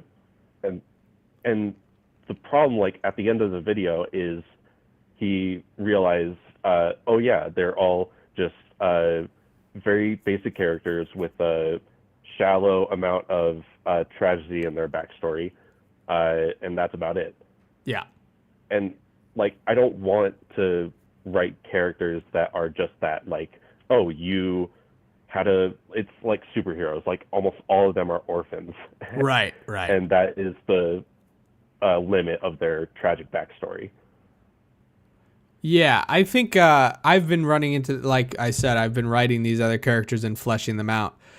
And I think, like, I'm noticing, because it's like I'm writing them, right? So I'm noticing there is a through line where I'm, like, finding myself in all of them somehow. Oh, yeah. And that's, I think, something you have to accept and is inevitable. As you write more and more, you're like, oh, I sort of stylistically do lean in this way, even if I'm writing a totally new and distinct character. But I mean, yeah, it's like, it's going to be hard to remove yourself from characters you create, because, like, they are. I just don't think you can. And, yeah. Yeah, like, for example, the last person who was talking, Skibby Bop, like, I don't know jack shit about Islam. I don't know the first chapter of the Quran. I don't know anything about that. Right. And I probably would have never written a character like that, who is extremely well-versed in a religion that I was not traditionally surrounded by growing up. Yeah. But, like, you know, it's the goal of writers to tell unique stories with unique people and try to expand your horizons in terms of who and what you write about. But as long, like, if there is a little hint of you in those characters, I don't think that's a problem. No, yeah, and I just don't think, even if you're writing a character that's fully based on another person, it's the way you see that other person. So, like, you are going to leak into everything, no matter what. Oh yeah, I leak into so much shit, dude. Yeah. So, yeah, I'll leave it at that. How about that? Yeah. So leak everywhere, seek out new experiences, and leak onto the page. And I'm going to end the stream. Go ahead. Dude, you are a top tier fucking YouTuber, and I haven't read it yet, but I'm sure you're going to be a top tier writer, and I'm really excited to see where your career goes. Dude, thank you. Not much of a career yet, but money will come. You and No Garrick and all the people you film with, all the people you collaborate with, all you guys are awesome. Thank you for doing what you do. Dude, thank you. Thank you very much. And I appreciate you buying the book, Mr. Judd. Yeah, see you around, man. Adios. All right. Gonna click the little smiley face on Google telling Google that the quality of my call was good. And the stream is gonna end. Anything else that I can think of? You know, thanks for buying the book, fellas. Thanks for, and lady fellas, and non-binary fellas. All y'all fellas. Fellas to me is non-gendered, but I got to make that clear these days. Yeah, you know, it was a good stream. Glad you, I don't know, fucking piss, shit balls. I appreciate all of you, and I'm stupid. Peter is just logging on. Peter, I've been streaming for 3 hours. Either call in right this second, or I'm ending the stream. I will extend the stream if Peter calls in. Peter, are you going to call in? You're in the chat. 612-293-8091. Go check out the Harlem Shakers if you guys want to see 100 videos on Harlem Shakes. There's more than 100 Harlem Shake videos on that channel. If you guys want to go down that rabbit hole. Peter, are you going to call in or not? You have 10 seconds. 10. 9. Okay, fine. I'll wait. We're taking one more call. Peter is the last call, all right, you fuckers. 612-293-8091. I don't know why I'm listing out the number. What's going on, Peter? I'm prepping myself mentally for this call. Hey, Peter. How are you doing? I know I was doing a whole little, whatever. He's calling. Call from Peter. What's up, Mr. Pete? Hey, what's going on? My biggest fan. It's a delight. Yes, absolutely. I've totally been watching the whole thing and didn't just sit down to eat some food and saw that you were streaming.